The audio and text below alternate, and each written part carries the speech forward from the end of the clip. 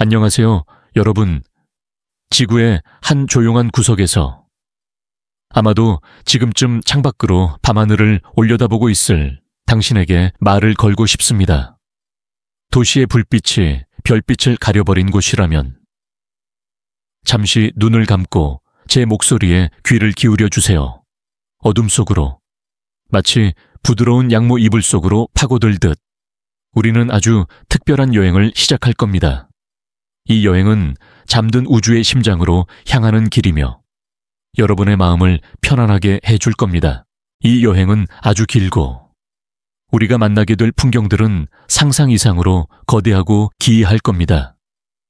여러분이 지구라는 아주 작고 푸른 점 위에서 숨 쉬는 동안 우리는 빛보다 빠른 생각의 속도로 수많은 별들을 지나칠 겁니다. 하지만 걱정 마세요. 우리가 도착할 곳은 너무나 멀고 낯설어서 아마도 당신은 살아남지 못할 겁니다. 이 영상은 단지 우리의 상상력만이 도달할 수 있는 곳을 탐험하기 위한 것이니까요. 이 모든 것이 현실이 아니라는 사실에 안도감을 느끼셔도 좋습니다. 그러니 편안히 자리를 잡기 전에 잠시 시간을 내어 영상에 좋아요를 누르고 구독해 주세요. 물론 제 이야기가 진심으로 마음에 드실 때만 말이죠. 여러분이 지금 어디에 계시는지, 그리고 지금 그곳의 시간은 몇 시인지 댓글로 남겨주시면 좋겠습니다. 여러분의 작은 우주가 이 거대한 우주 속에서 어떻게 빛나고 있는지 알고 싶으니까요. 자, 이제 모든 것을 내려놓고 숨을 크게 들이마셨다 내쉬어 보세요. 마치 먼지 쌓인 책 한 권을 펼치듯 우리는 은하수라는 거대한 서사시의 첫 페이지를 엽니다. 우리의 목적지는 은하계의 중심입니다. 그곳은 모든 것의 시작이자 끝이 공존하는 곳이죠. 하지만 그곳에 닿기 전에 우리는 먼저 우리 주변의 풍경들을 이해해야 합니다. 밤하늘을 가로지르는 은하수는 수십억 개의 별들이 모여 만들어진 거대한 강물처럼 보입니다. 하지만 이것은 단지 보이는 것의 일부일 뿐입니다. 밤하늘을 응시하다 보면 어떤 이들은 우주에 거대한 질문을 던지기 시작합니다. 우리는 어디에서 왔는가? 우리는 어디로 가는가? 이 모든 별들 사이에 정말 우리 혼자뿐인가? 이런 질문들은 인류의 역사만큼이나 오래되었습니다. 고대 문명들은 밤하늘의 별들을 보며 이야기를 지어냈고 별자리를 통해 길을 찾았으며 운명을 예언했습니다. 그들에게 별들은 신들의 영역이자 인간의 삶을 비추는 거울이었습니다. 하지만 과학은 우리가 밤하늘을 보는 방식을 근본적으로 바꾸어 놓았습니다. 별들은 더 이상 신화 속 존재들이 아니라 거대한 핵융합로라는 사실을 깨달았을 때 우리는 우주에 대한 이해를 한 단계 더 끌어올릴 수 있었습니다. 은하수를 이루고 있는 수많은 별들은 각각 태어났다가 죽음을 맞이하는 삶의 주기를 가지고 있습니다. 별들의 죽음은 우주의 새로운 물질을 탄생시키는 걸음이 됩니다. 우리의 몸을 이루는 탄소와 산소, 그리고 철과 같은 모든 원소들은 수십억 년 전 아주 멀리 떨어진 별의 중심부에서 만들어졌습니다. 우리는 말 그대로 별의 먼지로 만들어진 존재인 것입니다. 이 사실은 놀랍고도 겸허함을 느끼게 합니다. 우리가 은하수를 바라볼 때 우리는 사실 은하계의 가장자리에서 중심을 향해 뻗어있는 팔들을 보고 있는 것입니다. 우리 태양계는 오리온자리 팔이라는 나선형 팔의 한 부분에 위치하고 있습니다. 마치 거대한 회전목매 탄 작은 목마처럼 우리 태양계는 은하계 중심을 중심으로 끊임없이 회전하고 있습니다. 이 회전은 아주 느리게 진행되지만 그 속도는 시속 80만 킬로미터에 달합니다. 상상이 되시나요? 우리가 지금 이 순간에도 엄청난 속도로 우주를 가로지르고 있다는 사실을요. 은하계의 회전은 단순히 별들의 춤이 아닙니다. 이 회전은 우주의 모든 물질과 에너지가 상호작용하는 복잡한 시스템을 보여줍니다. 마치 물레방아의 바퀴처럼 은하계의 각 부분은 서로 다른 속도로 회전합니다. 중심에 가까울수록 더 빠르게 움직이고 바깥쪽으로 갈수록 느려집니다. 이 때문에 은하계의 나선팔은 수십억 년 동안 그 형태를 유지할 수 있는 것입니다. 만약 모든 별들이 같은 속도로 움직였다면 나선팔은 이미 오래전에 풀려버렸을 겁니다. 이러한 움직임은 물리학의 기본 원리인 중력에 의해 지배됩니다. 뉴턴은 사과가 떨어지는 것을 보고 중력의 법칙을 발견했지만 아인슈타인은 이 중력에 대한 우리의 이해를 완전히 바꾸어 놓았습니다. 그는 중력이 힘이 아니라 질량이 있는 물체가 시공간을 휘게 하여 발생하는 현상이라고 설명했습니다. 마치 무거운 공이 팽팽한 고무판 위에 놓일 때 고무판이 움푹 패이는 것처럼 말이죠. 별들은 바로 이 휘어진 시공간의 길을 따라 움직이는 것입니다. 이것이 바로 상대성 이론의 핵심입니다. 시간과 공간은 절대적인 것이 아니라 관찰자의 움직임에 따라 상대적으로 변화합니다. 예를 들어 빛의 속도에 가깝게 움직이는 우주선에 탄 당신은 지구에 있는 당신의 친구보다 훨씬 느리게 나이를 먹을 겁니다. 이것은 단순히 SF 소설 속 이야기가 아니라 실제로 증명된 과학적 사실입니다. 이런 현상을 시간지연이라고 합니다. 이 시간지연은 비록 미미하지만 지구를 돌고 있는 GPS 위성에도 적용되며 이 오차를 보정하지 않으면 우리의 내비게이션은 제대로 작동하지 않을 겁니다. 하지만 우리가 더 깊이 파고들수록 이 모든 아름다운 질서 뒤에 숨겨진 혼돈을 발견하게 됩니다. 모든 것이 중력에 의해 완벽하게 연결되어 있는 것처럼 보이지만 사실은 그렇지 않습니다. 우주의 모든 것은 엔트로피, 즉 무질서가 증가하는 방향으로 나아가려는 경향이 있습니다.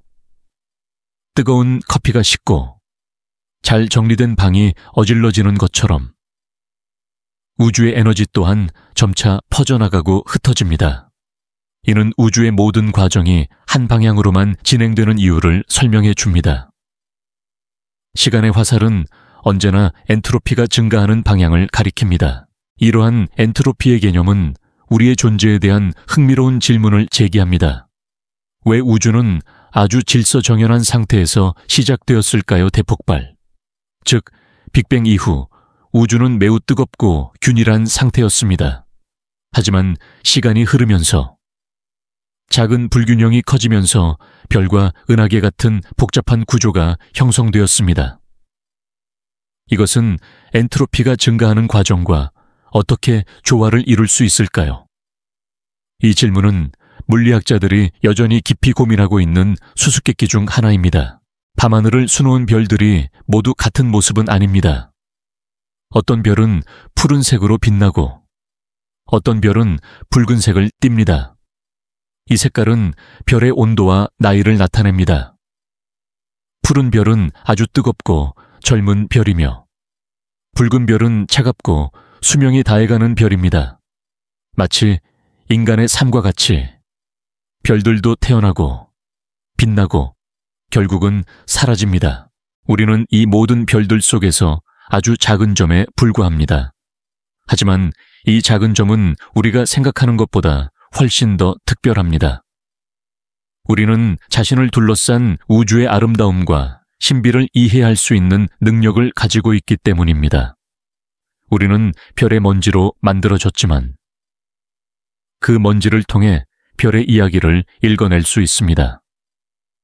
우리가 은하수를 바라보는 이 행위 자체가 우주가 자기 자신을 들여다보는 거울일지도 모른다는 생각을 해봅니다. 우리가 은하계의 중심으로 나아가는 이 여정은 단순히 물리적인 공간을 이동하는 것이 아닙니다. 그것은 우리 자신과 우주와의 관계를 재정의하는 내면의 여행이기도 합니다. 잠시 눈을 감고 상상해 보세요. 당신의 발밑에 펼쳐진 땅이 사라지고 당신이 우주의 거대한 강물 속으로 서서히 떠오르는 것을요. 주변의 모든 별들이 당신을 향해 속삭입니다. 그들은 수십억 년의 이야기를 담고 있으며 당신은 이제 그 이야기를 듣기 시작할 준비가 되었습니다.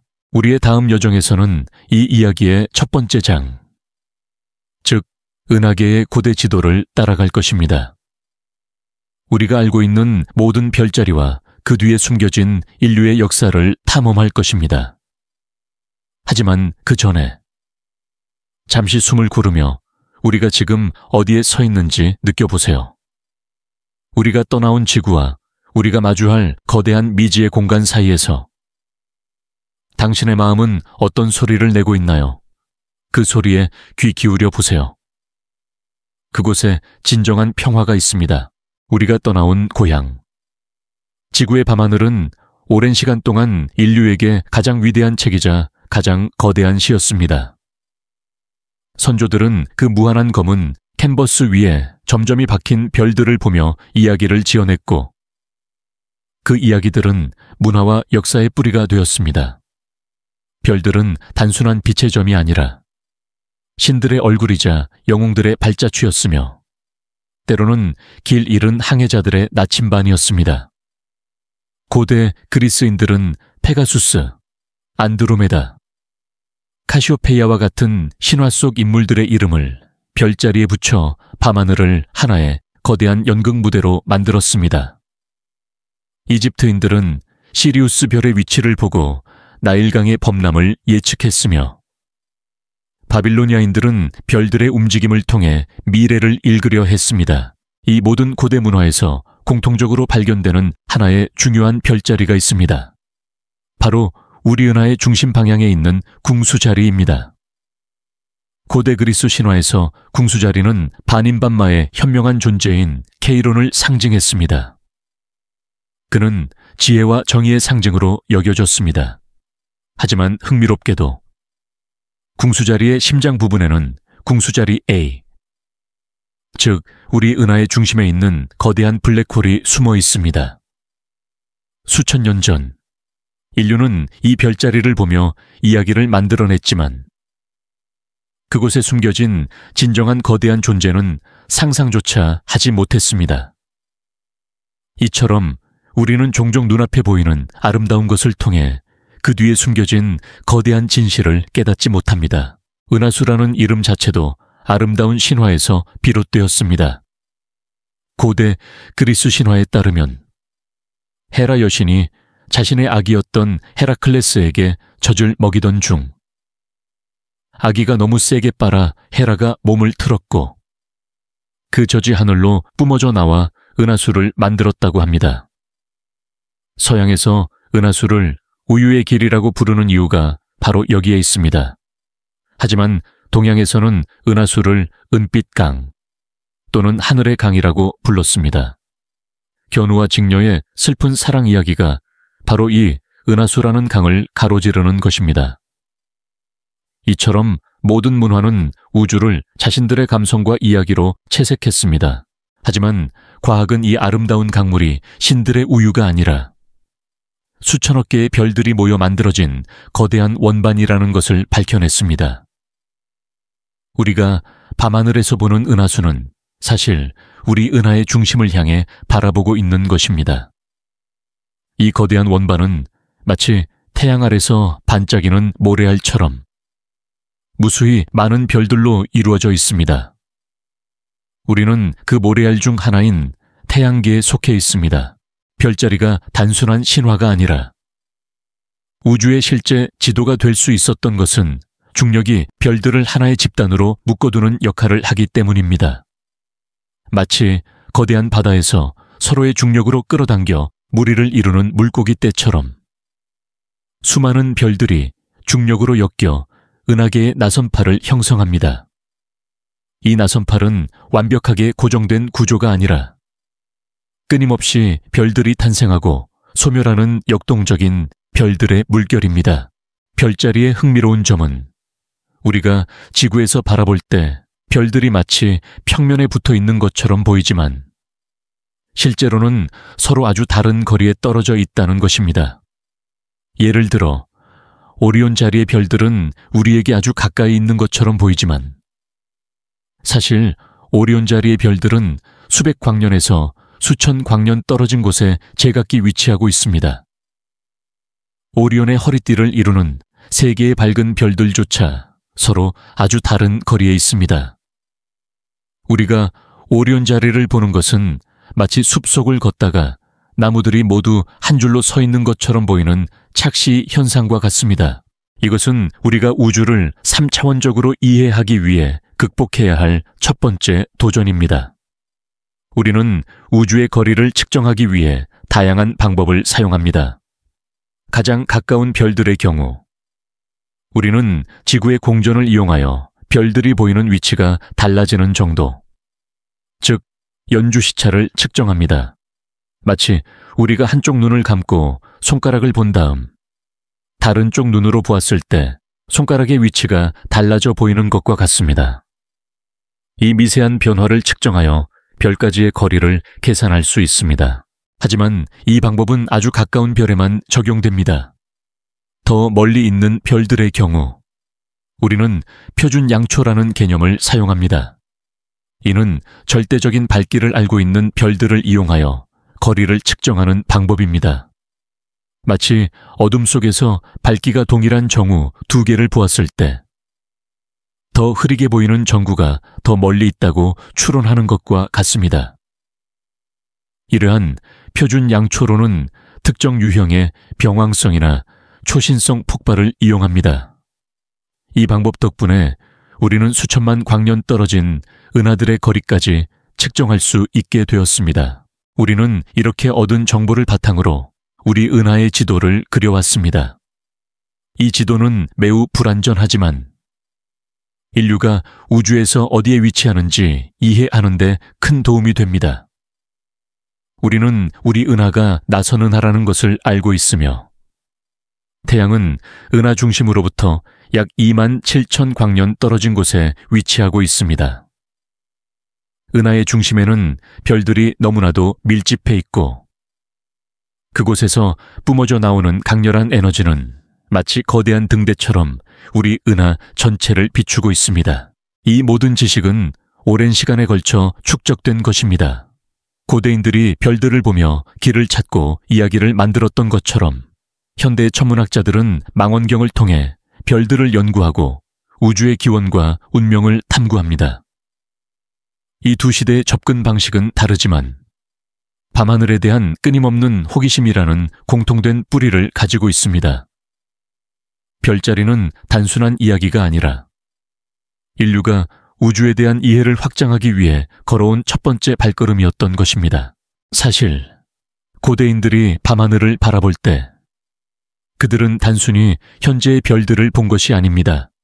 빛이 우리에게 도달하는 데 시간이 걸리기 때문에 그들이 보았던 별빛은 수십 년, 수백 년 전에 과거에서 온 것이었습니다. 마찬가지로 우리가 지금 밤하늘을 올려다볼 때 우리는 현재의 별들이 아니라 과거의 별들을 보고 있는 것입니다.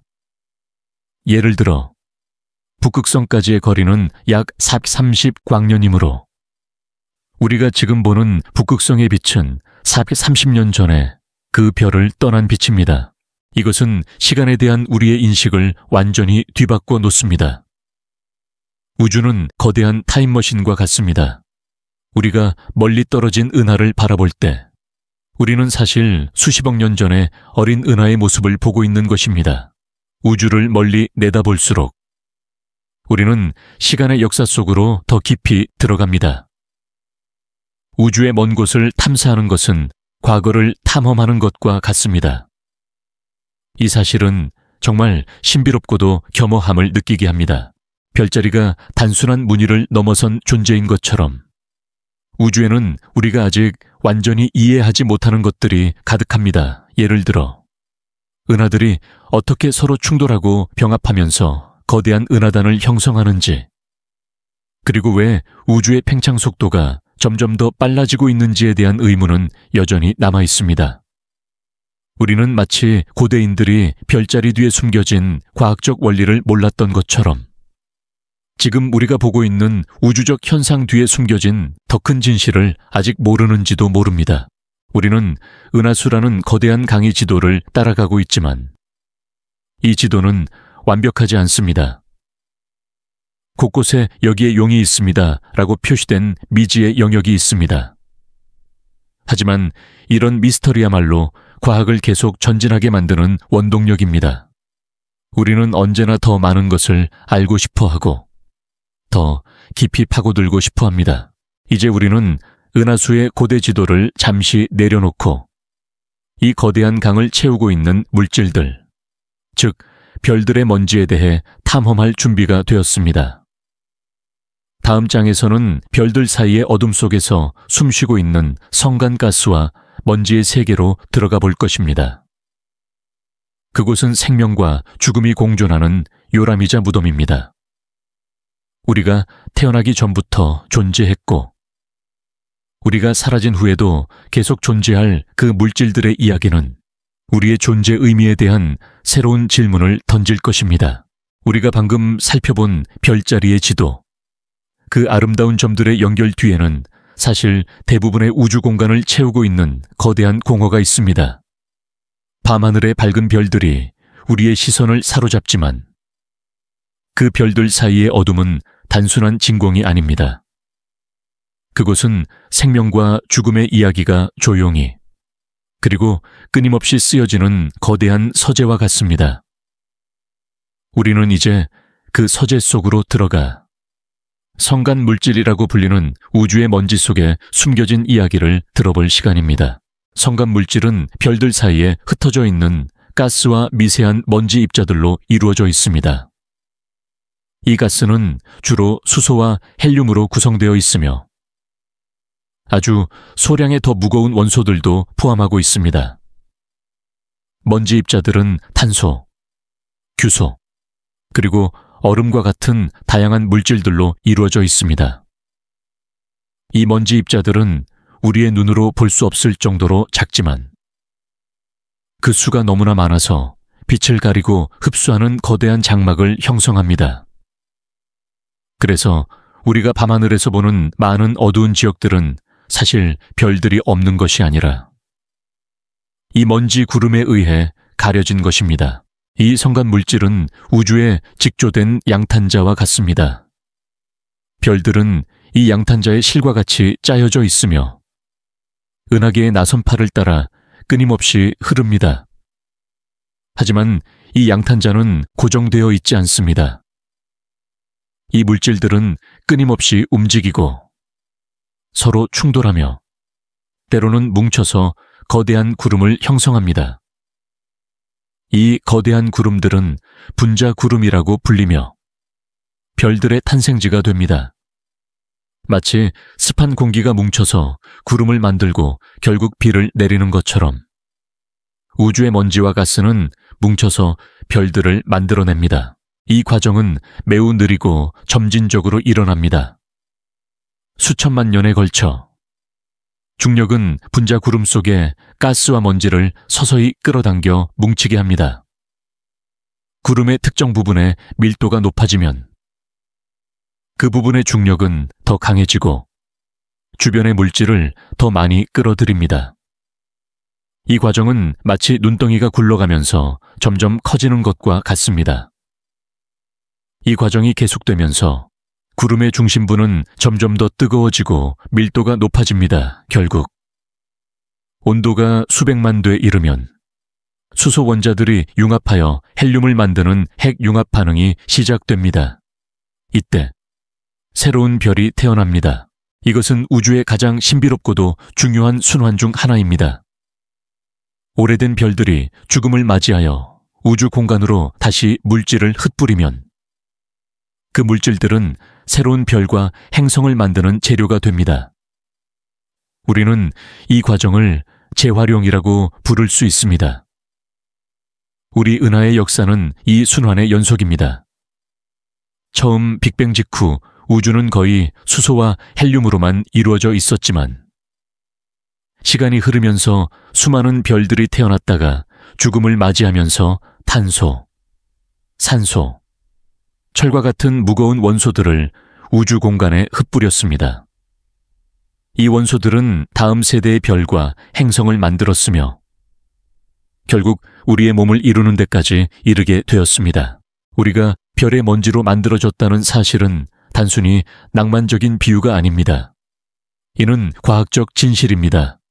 우리의 뼈와 근육을 이루는 탄소, 우리가 숨 쉬는 산소, 그리고 우리의 혈액 속에 있는 철분은 모두 수십억 년 전에 폭발한 거대한 별의 심장에서 만들어진 것입니다. 이 사실은 우리가 우주의 한 부분이며 결코 고립된 존재가 아님을 깨닫게 해줍니다. 우리의 몸은 우주의 과거를 담고 있는 작은 타임캡슐과 같습니다. 하지만 성간 물질의 역할은 단순히 별의 재료를 제공하는 것만이 아닙니다. 이 물질들은 우주의 온도를 조절하고 빛을 산란시키며 새로운 화학물질을 합성하는 공장 역할을 합니다. 먼지 입자들의 표면에서는 복잡한 분자들이 형성되는데 이 중에는 유기 분자들도 포함되어 있습니다.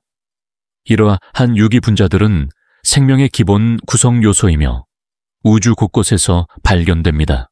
이것은 흥미로운 질문을 제기합니다. 만약 생명의 기본 물질이 우주에 널리 퍼져 있다면 생명체는 과연 지구에만 존재하는 것일까요? 과학자들은 아직 이 질문에 대한 답을 확실히 알지 못합니다. 하지만 성간 물질에 대한 연구는 우주에 생명체가 존재할 가능성을 높여주는 중요한 단서를 제공합니다. 먼지 구름 속에서 발견되는 복잡한 유기 분자들은 생명의 기원이 우주의 먼지 속에 있었을지도 모른다는 상상을 불러일으킵니다. 우리가 성간 물질을 탐구할 때 우리는 우주가 얼마나 역동적이고 살아있는 공간인지 깨닫게 됩니다. 밤하늘의 정적인 모습 뒤에는 끊임없이 생성, 소멸, 그리고 변화의 드라마가 펼쳐지고 있습니다. 성간 물질은 이 모든 드라마의 배경이자 동시에 주연 배우이기도 합니다. 그들은 조용히 그리고 인내심을 가지고 다음 세대의 별과 생명체를 기다리고 있습니다. 우리가 지금 이 순간에도 수많은 별들 사이를 지나가고 있다는 것을 기억해 보세요. 우리가 지나가는 공간은 단순한 빈 공간이 아니라 수십억 개의 먼지 입자와 가스 분자들로 채워져 있습니다. 이 입자들은 마치 거대한 바닷속을 헤엄치는 플랑크톤처럼 끊임없이 우리 주변을 흐르고 있습니다. 이 미세한 존재들 하나하나가 수십억 년의 우주적 역사를 담고 있다는 것을 상상해 보세요. 이 모든 것은 엔트로피의 개념과도 연결됩니다. 우리가 전에 이야기했듯이 우주의 무질서는 계속 증가합니다. 별들이 죽고 물질을 흩뿌리면 그 물질들은 우주 공간으로 퍼져나가고 이는 우주의 엔트로피를 증가시키는 과정입니다. 하지만 동시에 중력은 이 흩어진 물질들을 다시 뭉쳐서 새로운 별을 만듭니다. 이는 마치 우주가 질서와 무질서 사이에서 끊임없이 균형을 잡으려는 것처럼 보입니다. 우주의 이 순환은 우리가 살고 있는 지구의 생태계와도 닮았습니다. 오래된 생명체가 죽으면 그 시신은 흙으로 돌아가고 그 흙은 새로운 생명체의 양분이 됩니다. 이처럼 우주적 규모의 순환은 모든 것들이 서로 연결되어 있음을 보여줍니다. 우리가 보는 별들은 과거의 별들이 남긴 유산이며 우리의 미래는 우리가 지금 보고 있는 먼지 구름 속에 숨겨져 있습니다. 이 모든 이야기를 듣고 나면 밤하늘을 보는 방식이 조금 달라질지도 모릅니다. 이제 별들은 단순히 아름다운 빛의 점들이 아니라 그들 사이의 어둠 속에서 조용히 숨쉬고 있는 거대한 우주적 생명체의 일부처럼 느껴질 겁니다. 그 어둠 속에는 우리가 아직 이해하지 못하는 수많은 미스터리들이 잠들어 있으며 그 미스터리를 탐험하는 것은 우리의 지적 호기심을 영원히 자극할 것입니다. 이제 우리는 이 먼지 구름의 바다를 지나 드디어 별들의 세계로 더 깊이 들어갈 준비가 되었습니다. 다음 장에서는 이 성간 물질 속에서 어떻게 새로운 별들이 태어나는지, 그리고 그 별들의 탄생과 서사시가 어떻게 우주의 이야기를 계속 이어가는지에 대해 이야기해 보겠습니다. 우리는 이제 우주의 가장 아름답고도 극적인 순간을 목격하게 될 것입니다. 우리가 거대한 우주의 먼지 구름을 지나왔으니 이제는 그 구름 속에서 피어난 별들의 세계로 더 깊이 들어가 볼 시간입니다. 별들은 밤하늘의 조용한 빛이 아니라 살아 숨쉬는 거대한 불꽃이며 각기 다른 삶의 이야기를 가지고 있습니다. 이들의 탄생과 서사시는 우주의 역사에 가장 중요한 장을 이룹니다. 별의 탄생은 우리가 방금 이야기했던 성간 분자 구름 속에서 시작됩니다. 이 구름은 차갑고 어두운 공간에 떠다니며 스스로의 중력에 의해 서서히 수축하기 시작합니다. 마치 수천 개의 물방울이 모여 하나의 거대한 물방울이 되려는 것처럼 구름 속의 가스와 먼지는 중력의 힘으로 서로에게 끌려갑니다. 이 과정은 매우 오랜 시간이 걸리며 수천만 년에 걸쳐 서서히 진행됩니다. 구름이 수축하면서 중심부의 밀도와 온도는 점점 높아집니다. 이 단계에 이르면 구름은 원시별이라고 불리는 아직 빛을 내지 않는 덩어리가 됩니다. 원시별은 주변의 물질을 계속해서 끌어들여 몸집을 불려나갑니다. 이 과정에서 원시별의 온도는 계속 상승하며 마침내 중심부의 온도가 500만 켈빈에 이르면 기적적인 일이 일어납니다. 수소 원자들이 서로 충돌하여 헬륨 원자로 바뀌는 핵융합 반응이 시작되는 것입니다. 이 반응은 엄청난 양의 에너지를 방출하며 이 에너지가 별의 내부 압력을 높여 중력의 붕괴를 막아줍니다. 이 균형이 이루어지면서 비로소 원시별은 진정한 의미의 별로 태어나 빛을 내기 시작합니다. 마치 어둠 속에서 처음으로 스스로의 빛을 만들어낸 것처럼 말이죠. 별의 탄생은 결코 고독한 사건이 아닙니다. 대부분의 별들은 홀로 태어나지 않고 쌍성계나 다중성계처럼 다른 별들과 함께 태어납니다.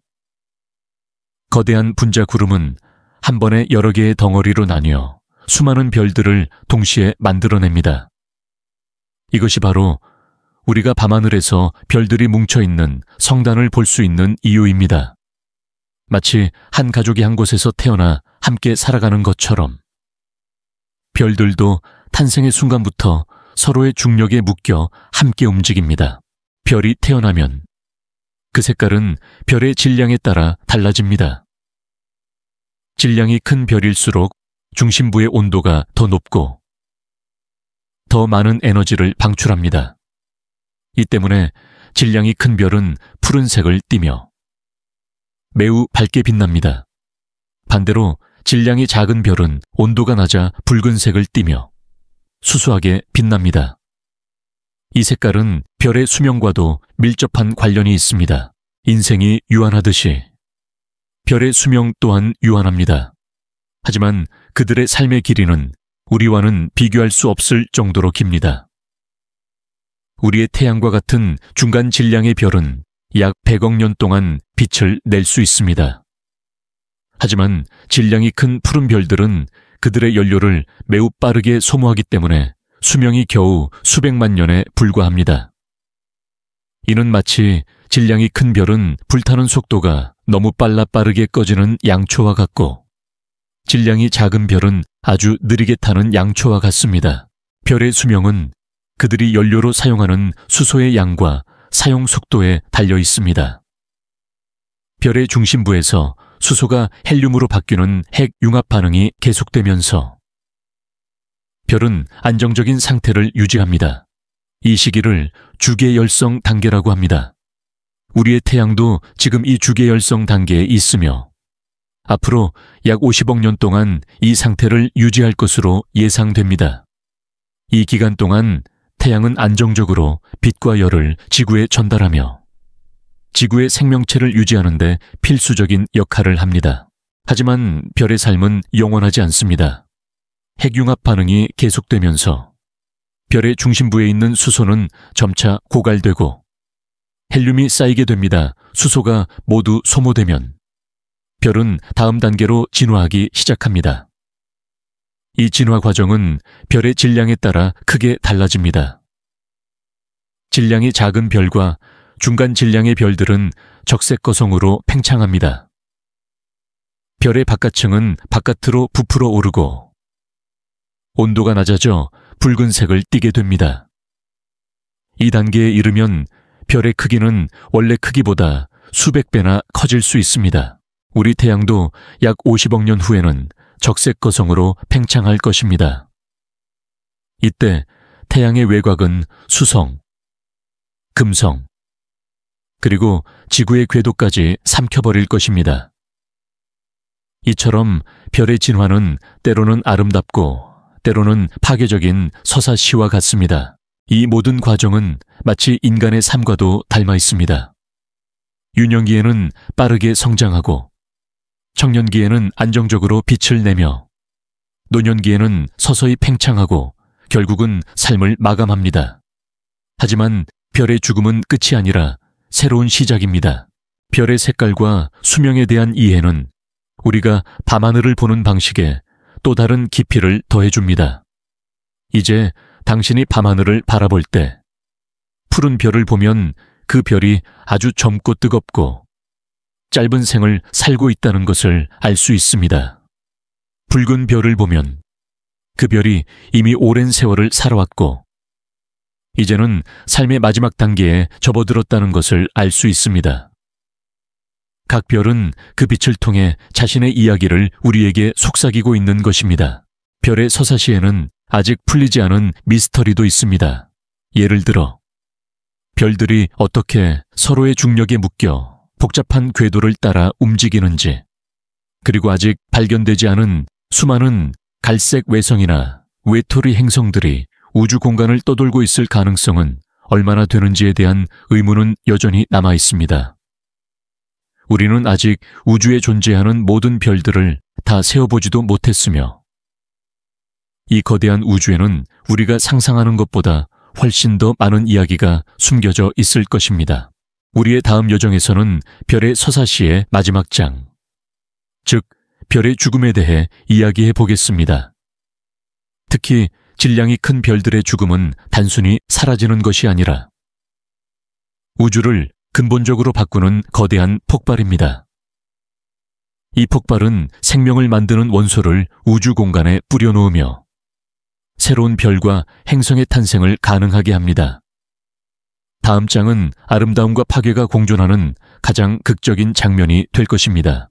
우리가 방금 별들의 탄생과 삶의 이야기를 들었으니 이제는 그 서사시의 가장 극적인 부분, 즉 거대한 별들의 죽음에 대해 이야기할 시간입니다. 이 죽음은 단순한 끝이 아니라 우주의 모든 것을 재창조하는 거대한 불꽃놀이와 같습니다. 모든 별은 결국 자신의 연료를 모두 소진하게 됩니다. 하지만 그 끝은 별의 질량에 따라 크게 달라집니다.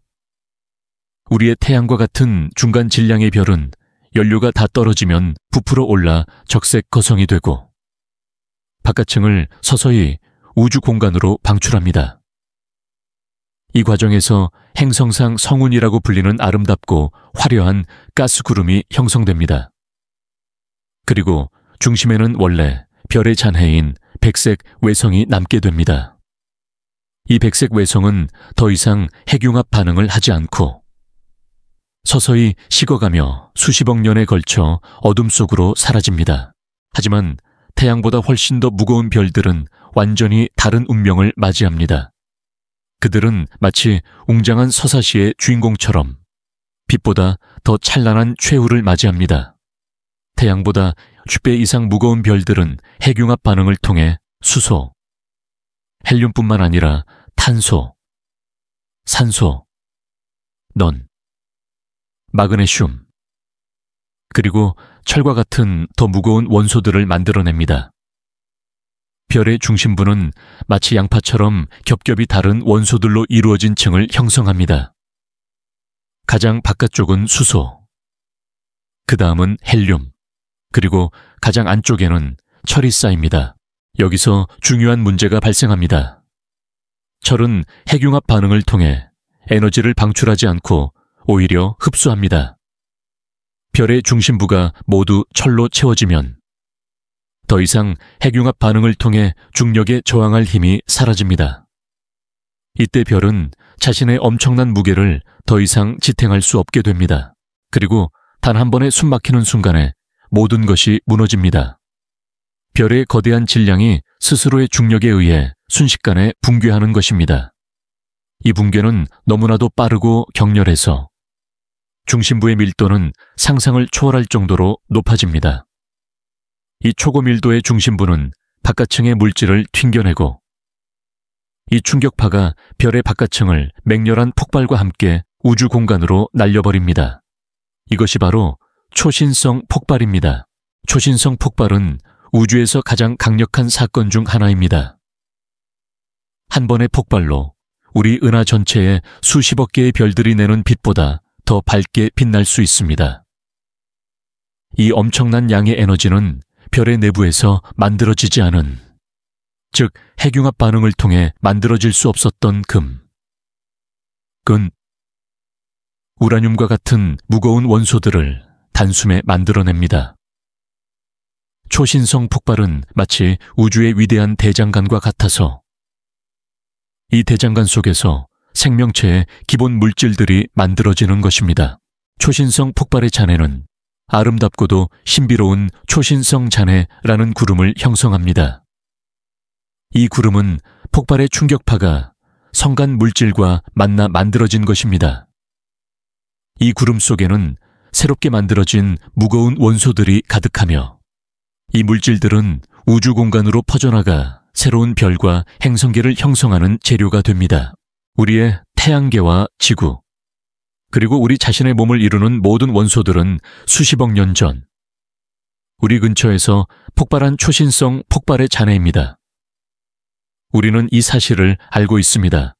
지구가 형성되었을 때 이미 우라늄이나 금과 같은 무거운 원소들이 존재했기 때문입니다. 이 원소들은 태양 자체의 핵융합으로 만들어질 수 없었기 때문에 다른 곳에서 온 것이 분명합니다. 이 모든 것이 초신성 폭발 덕분입니다. 이것은 우주의 순환이 얼마나 경이로운지를 보여줍니다. 한 별의 죽음은 다른 별의 탄생을 가능하게 하며 생명의 씨앗을 뿌립니다. 초신성 폭발은 우주의 창조와 파괴가 동시에 일어나는 순간이며 이 사건이 없었다면 우리가 아는 생명체는 존재할 수 없었을 것입니다. 초신성 폭발 후 남는 것도 별의 질량에 따라 달라집니다. 만약 폭발한 별의 중심부가 태양 질량의 1.45배에서 3배 정도 된다면 중력은 너무나 강력해서 양성자와 전자가 합쳐져 중성자로 이루어진 중성자별을 형성합니다. 중성자별은 믿을 수 없을 정도로 밀도가 높습니다. 이 중성자별은 마치 우주를 떠다니는 거대한 원자핵과 같아서 찻숟가락 하나의 무게가 에베레스트 산 전체의 무게와 맞먹을 정도입니다. 하지만 만약 별의 중심부가 태양 질량의 3배가 넘는다면 중력은 그 어떤 힘으로도 막을 수 없게 됩니다. 중성자별조차 자신의 중력을 이기지 못하고 붕괴하여 그 끝에는 블랙홀이 탄생합니다. 블랙홀은 빛조차 빠져나올 수 없는 시공간의 거대한 구덩이입니다. 우리가 별의 삶과 죽음을 이야기할 때 우리는 단순히 과학적 사실을 나열하는 것이 아니라 우주의 가장 근본적인 순환을 이해하는 것입니다. 탄생, 삶, 그리고 죽음이라는 서사시는 우주적 규모에서 끊임없이 반복되고 있습니다. 이 모든 과정은 혼돈 속에서 질서를 만들고 파괴 속에서 창조를 이끌어냅니다. 하지만 이 모든 놀라운 순환에도 불구하고 우리는 여전히 많은 것을 알지 못합니다.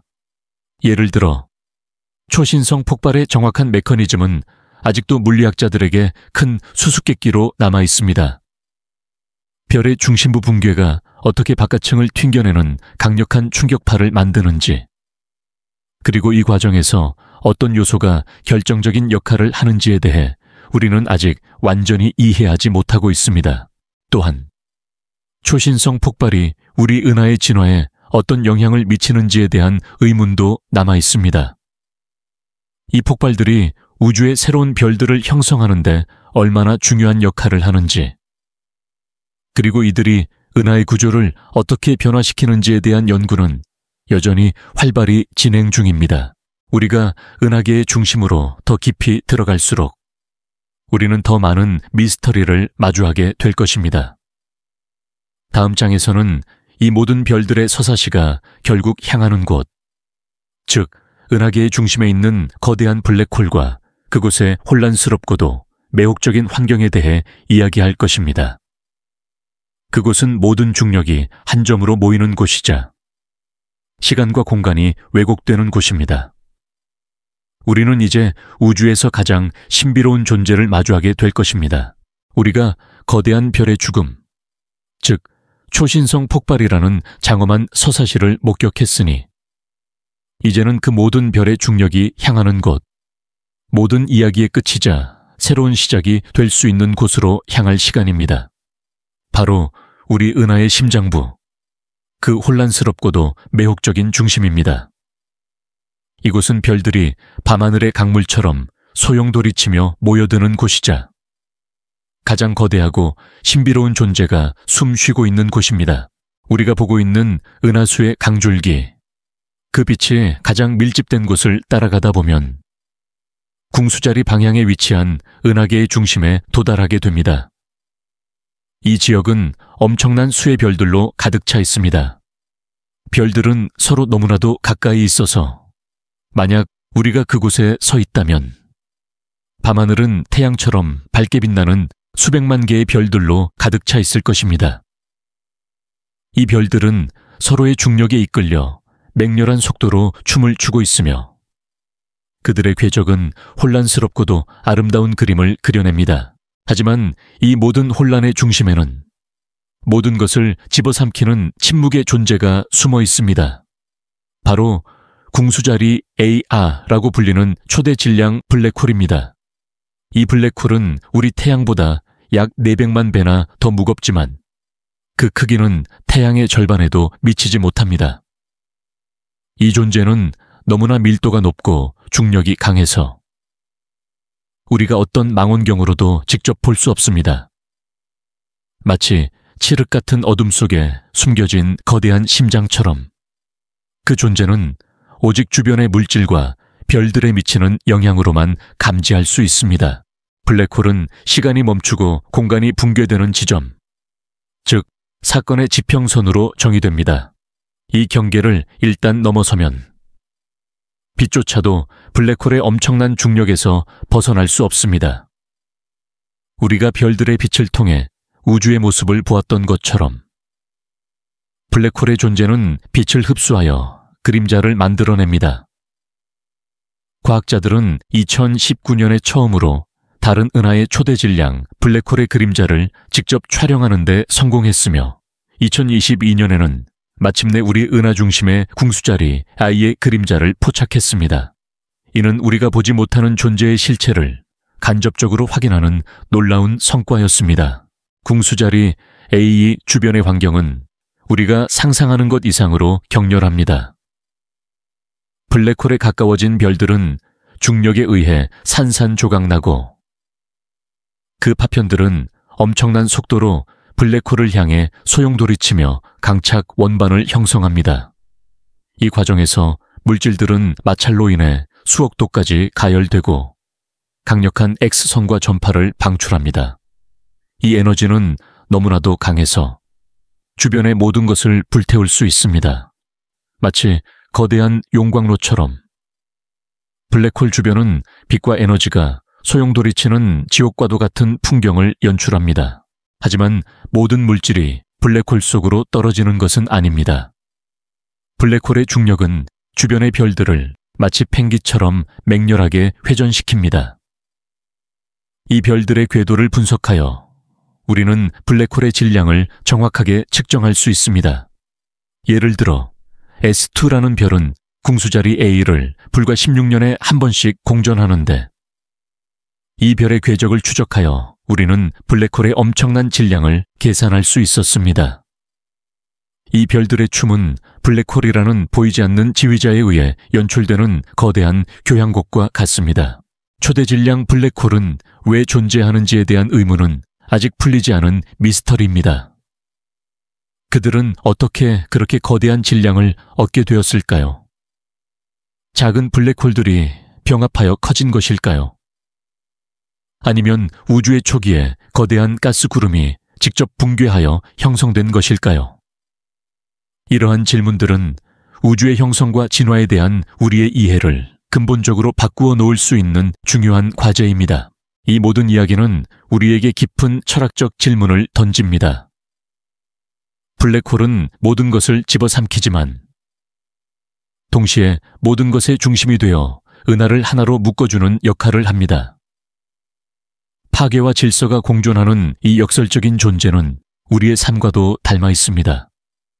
우리는 삶의 혼란 속에서 의미를 찾고 무질서 속에서 질서를 만들어내려고 노력합니다. 은하계의 중심을 여행하는 것은 단순히 물리적인 공간을 탐험하는 것이 아닙니다. 그것은 우리의 지식과 상상력의 한계를 시험하는 내면의 여정입니다. 우리는 우리가 볼 수 없는 것, 우리가 이해할 수 없는 것에 대해 생각하고 그 존재의 의미를 탐구합니다. 이곳은 시간과 공간이 왜곡되는 곳이므로 우리는 잠시 멈춰서 우리의 마음이 이 모든 것을 어떻게 받아들이고 있는지 느껴보아야 합니다. 블랙홀의 중력이 우리의 생각을 끌어당기는 것처럼 이 거대한 미스터리는 우리의 호기심을 영원히 사로잡을 것입니다. 우리의 다음 여정에서는 이 거대한 중력이 만들어내는 신비로운 현상, 즉 블랙홀의 그림자와 그것이 시간과 공간에 미치는 영향에 대해 더 깊이 탐구해 보겠습니다. 우리는 이제 우주에서 가장 강력하고도 신비로운 존재의 비밀을 서서히 벗겨낼 것입니다. 우리가 거대한 별의 죽음, 즉 초신성 폭발이라는 장엄한 서사시를 목격했으니 이제는 그 모든 별의 중력이 향하는 곳, 모든 이야기의 끝이자 새로운 시작이 될 수 있는 곳으로 향할 시간입니다. 바로 우리 은하의 심장부, 그 혼란스럽고도 매혹적인 중심입니다. 이곳은 별들이 밤하늘의 강물처럼 소용돌이치며 모여드는 곳이자 가장 거대하고 신비로운 존재가 숨쉬고 있는 곳입니다. 우리가 보고 있는 은하수의 강줄기, 그 빛이 가장 밀집된 곳을 따라가다 보면 궁수자리 방향에 위치한 은하계의 중심에 도달하게 됩니다. 이 지역은 엄청난 수의 별들로 가득 차 있습니다. 별들은 서로 너무나도 가까이 있어서 만약 우리가 그곳에 서 있다면 밤하늘은 태양처럼 밝게 빛나는 수백만 개의 별들로 가득 차 있을 것입니다. 이 별들은 서로의 중력에 이끌려 맹렬한 속도로 춤을 추고 있으며 그들의 궤적은 혼란스럽고도 아름다운 그림을 그려냅니다. 하지만 이 모든 혼란의 중심에는 모든 것을 집어삼키는 침묵의 존재가 숨어 있습니다. 바로 궁수자리 A라고 불리는 초대 질량 블랙홀입니다. 이 블랙홀은 우리 태양보다 약 400만 배나 더 무겁지만 그 크기는 태양의 절반에도 미치지 못합니다. 이 존재는 너무나 밀도가 높고 중력이 강해서 우리가 어떤 망원경으로도 직접 볼 수 없습니다. 마치 칠흑 같은 어둠 속에 숨겨진 거대한 심장처럼 그 존재는 오직 주변의 물질과 별들에 미치는 영향으로만 감지할 수 있습니다. 블랙홀은 시간이 멈추고 공간이 붕괴되는 지점, 즉 사건의 지평선으로 정의됩니다. 이 경계를 일단 넘어서면 빛조차도 블랙홀의 엄청난 중력에서 벗어날 수 없습니다. 우리가 별들의 빛을 통해 우주의 모습을 보았던 것처럼 블랙홀의 존재는 빛을 흡수하여 그림자를 만들어냅니다.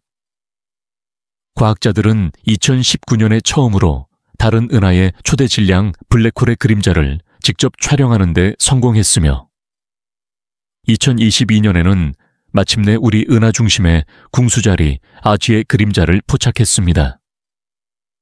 이는 우리가 보지 못하는 존재의 실체를 간접적으로 확인하는 놀라운 성과였습니다. 궁수자리 A 주변의 환경은 우리가 상상하는 것 이상으로 격렬합니다. 블랙홀에 가까워진 별들은 중력에 의해 산산조각나고 그 파편들은 엄청난 속도로 블랙홀을 향해 소용돌이치며 강착 원반을 형성합니다. 이 과정에서 물질들은 마찰로 인해 수억 도까지 가열되고 강력한 X선과 전파를 방출합니다. 이 에너지는 너무나도 강해서 주변의 모든 것을 불태울 수 있습니다. 마치 거대한 용광로처럼 블랙홀 주변은 빛과 에너지가 소용돌이치는 지옥과도 같은 풍경을 연출합니다. 하지만 모든 물질이 블랙홀 속으로 떨어지는 것은 아닙니다.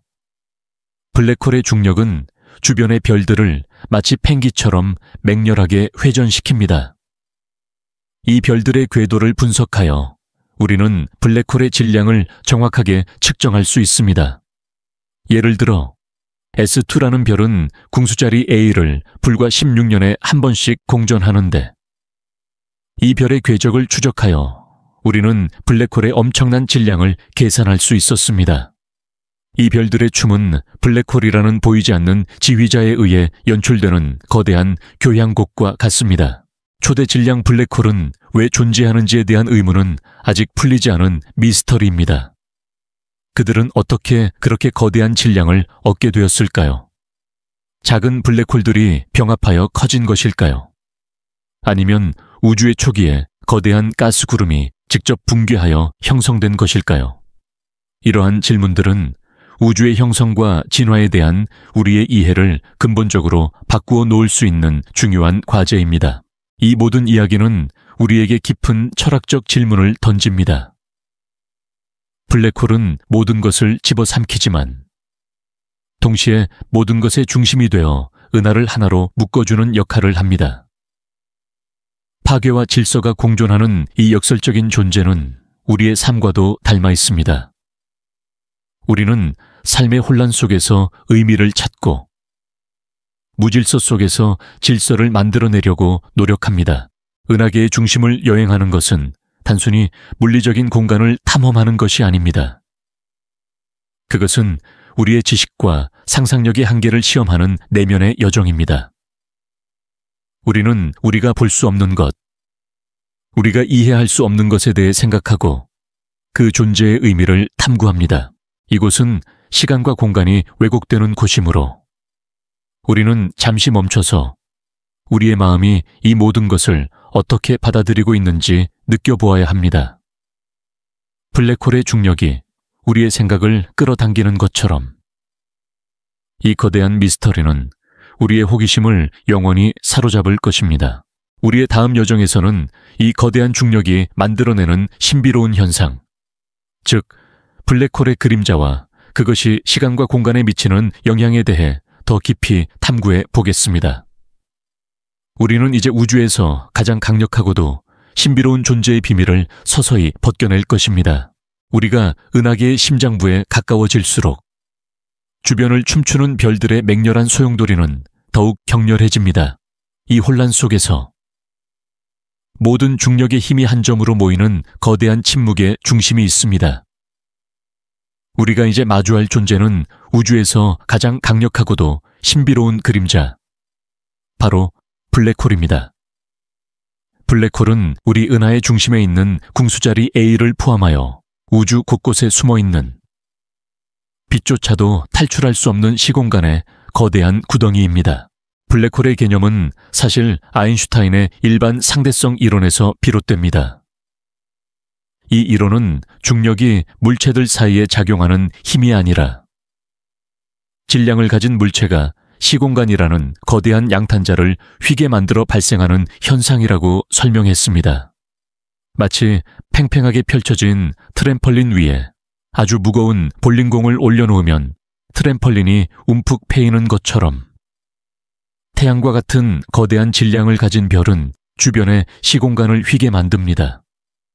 별들이 이 휘어진 시공간의 길을 따라 움직이는 것은 마치 트램펄린 위에서 굴러가는 작은 구슬이 볼링공이 만들어낸 굴곡을 따라가는 것과 같습니다. 블랙홀은 이 비유의 가장 극단적인 형태입니다. 너무나 무거운 질량이 너무나 작은 공간에 압축되어 시공간이 끝없이 깊은 구덩이를 형성하는 것입니다. 블랙홀 주변에는 사건의 지평선이라고 불리는 경계가 존재합니다. 이 지평선은 빛을 포함하여 그 어떤 것도 되돌아올 수 없는 지점입니다.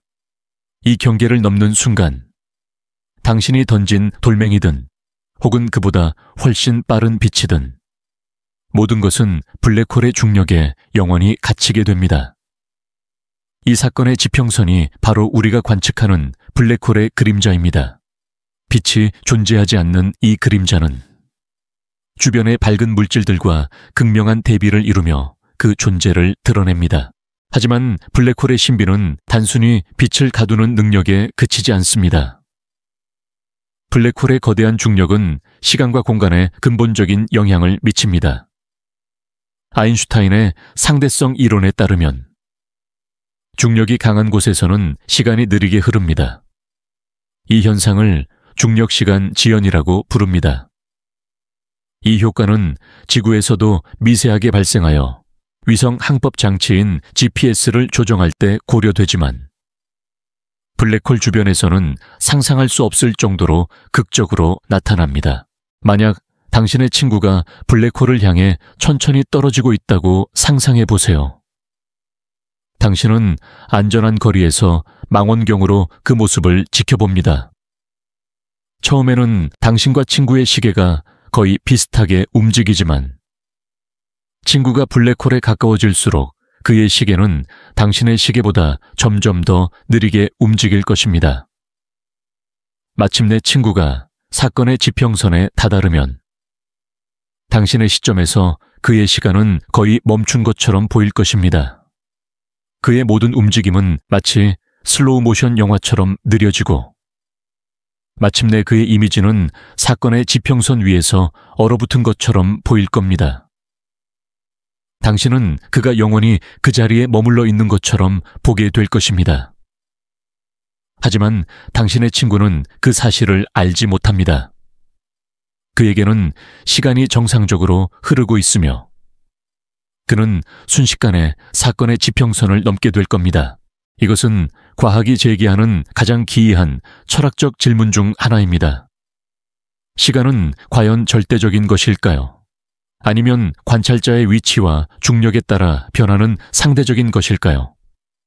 우리가 당연하게 여기는 모든 것, 즉 과거, 현재, 미래라는 시간의 흐름은 사실 우주의 한정된 조건에서만 유효한 개념일지도 모른다는 생각을 하게 만듭니다. 사건의 지평선 너머에서 무슨 일이 일어나는지에 대한 의문은 물리학자들의 오랜 숙제입니다. 블랙홀 속으로 빨려 들어간 모든 물질과 에너지는 결국 특이점이라고 불리는 공간과 시간이 존재하지 않는 한 점으로 압축된다고 이론적으로 예측됩니다. 이 특이점에서는 우리의 모든 물리학 법칙이 무너지며 우리는 더 이상 어떤 일이 일어나는지 예측할 수 없습니다. 블랙홀의 중심에 무엇이 있는지에 대한 의문은 우주에서 가장 깊은 미스터리 중 하나로 남아 있습니다.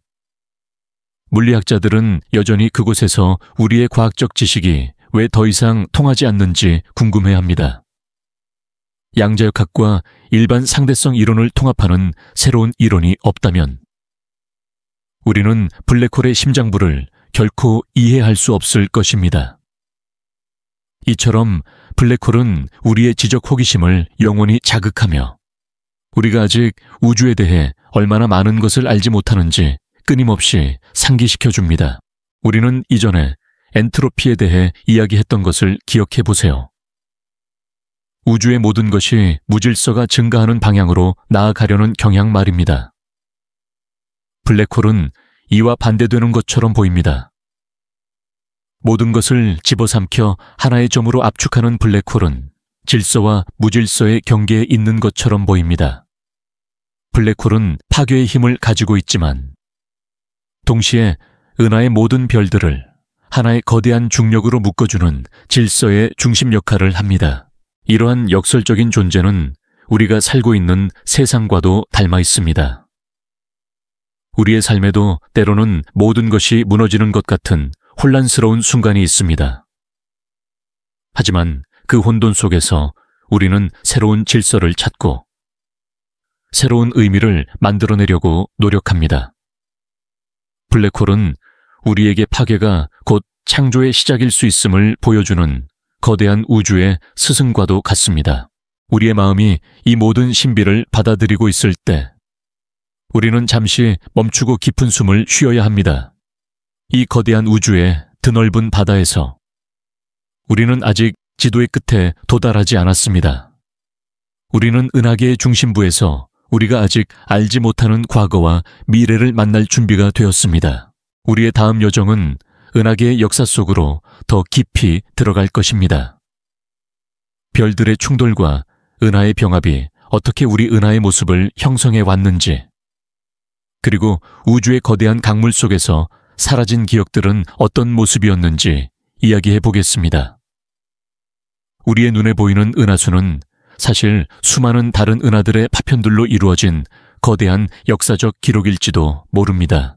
우리가 은하계의 중심에 다다랐을 때 그곳은 단순한 별들의 집합이 아니라 수십억 년에 걸친 거대한 충돌과 병합의 역사가 담긴 기록 보관소와 같다는 것을 깨닫게 됩니다. 밤하늘의 은하수는 고요한 강물처럼 보이지만 사실은 수많은 은하들이 서로 충돌하고 융합하면서 만들어진 폭력적인 서사시의 결과물입니다. 은하들은 우주 공간에 정지해 있지 않습니다. 그들은 서로의 중력에 이끌려 끊임없이 움직이고 있습니다. 가까이 있는 은하들은 서로를 향해 다가가고 때로는 서로의 궤도를 가로지르며 춤을 추다가 결국은 하나로 합쳐지게 됩니다. 이것이 바로 은하 병합입니다. 이 과정은 우리가 생각하는 것만큼 폭력적이지 않을 수도 있습니다. 별들 사이의 거리는 너무나도 멀기 때문에 은하가 충돌할 때 별들이 직접적으로 부딪히는 경우는 거의 없습니다. 대신 별들의 궤도가 거대한 중력에 의해 뒤섞이고 은하의 전체적인 구조가 완전히 재구성됩니다. 은하 병합은 우주의 역사에서 매우 흔한 현상입니다.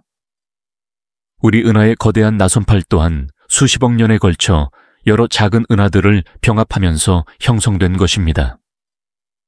우리가 밤하늘에서 보는 별들 중 일부는 사실 우리 은하의 원래 구성원이 아니며 과거에 병합된 다른 은하의 외톨이 별일 수도 있습니다. 우리는 이 별들의 움직임과 화학적 조성을 분석하여 그들이 어디에서 왔는지를 추적할 수 있습니다. 이러한 은하 병합은 우주의 진화에 매우 중요한 역할을 합니다. 병합 과정에서 성간가스와 먼지가 압축되고 이는 새로운 별들의 폭발적인 탄생을 촉발합니다. 별들의 요람인 거대한 가스 구름이 중력에 의해 뭉쳐지면서 수많은 별들이 한꺼번에 태어나는 것입니다. 이처럼 은하의 파괴적인 충돌은 동시에 새로운 창조의 시작이 됩니다. 마치 한 낡은 건물이 무너진 자리에 새로운 도시가 건설되는 것과 같습니다. 우리 은하도 지금 이 순간 다른 은하와 충돌하고 있습니다. 바로 우리 은하의 작은 위성 은하인 데마젤라논입니다. 이 두 은하는 서로의 중력에 이끌려 점차 가까워지고 있으며 수십억 년 후에는 완전히 합쳐질 것입니다. 이 병합은 우리 은하의 모습을 근본적으로 바꾸어 놓을 것입니다. 또한 우리는 약 45억 년 후에 우리 은하와 가장 가까운 이웃 은하인 안드로메다 은하와 충돌할 운명에 처해 있습니다. 이 두 거대한 은하의 충돌은 우주에서 가장 장엄한 광경 중 하나가 될 것이며 이 충돌로 인해 새로운 별들이 탄생하고 두 은하는 하나의 거대한 타원 은하로 합쳐질 것입니다. 이 모든 이야기는 우주적 규모의 시간 속에서만 이해할 수 있습니다.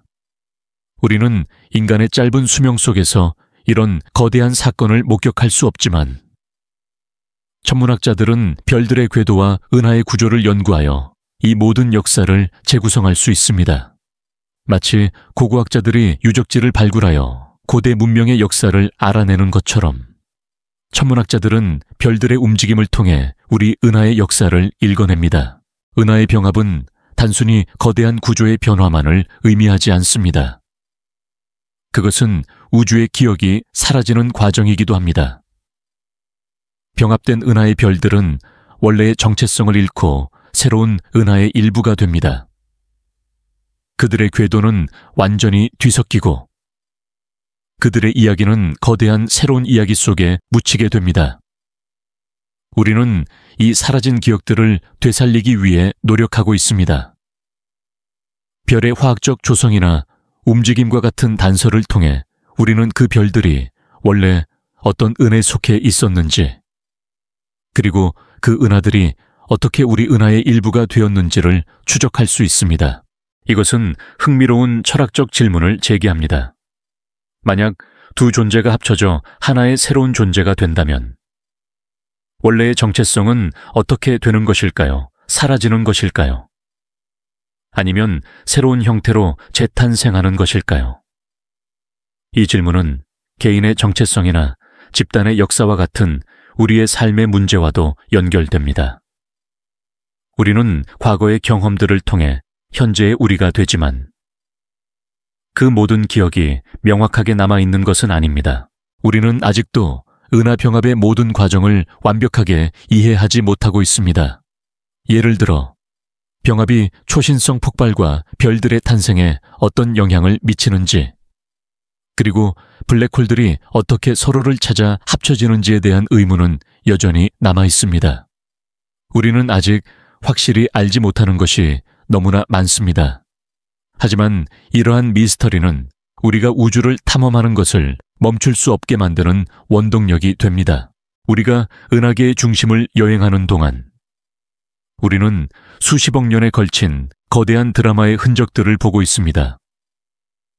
파괴와 창조가 공존하고 사라진 기억들이 새로운 형태로 재탄생하는 이 모든 과정은 우리에게 삶의 의미에 대한 깊은 통찰을 줍니다. 이제 우리는 이 거대한 서사시 속에서, 우주의 침묵 속에서 메아리치는 아주 특별한 소리를 들어볼 시간입니다. 우리의 다음 여정에서는 은하계 너머의 광활한 공간으로 나아가 외계 생명체 탐사에 대한 과학적 시도와 그에 담긴 철학적 함의에 대해 이야기해 보겠습니다. 우주가 이렇게 광활하고 다양한데 정말 우리 혼자뿐일까요? 이 질문에 대한 답을 찾는 여정은 우리의 존재에 대한 근본적인 질문을 던지게 할 것입니다. 우리가 은하계의 격렬한 역사와 그 중심의 신비로운 블랙홀을 탐험했으니 이제 시선을 은하계 너머로 돌려 우주의 침묵 속에서 메아리치는 가장 중요한 질문에 대해 생각해 볼 시간입니다. 바로 우주에 우리 혼자뿐인가? 라는 질문입니다. 이 질문은 인류의 역사만큼이나 오래되었고 수많은 과학자, 철학자, 그리고 예술가들을 매료시켜 왔습니다. 이 질문에 대한 답을 찾기 위해 인류는 수많은 노력을 기울여 왔습니다. 그중 가장 유명한 것이 외계지적 생명체 탐사 프로젝트, 즉 세티입니다.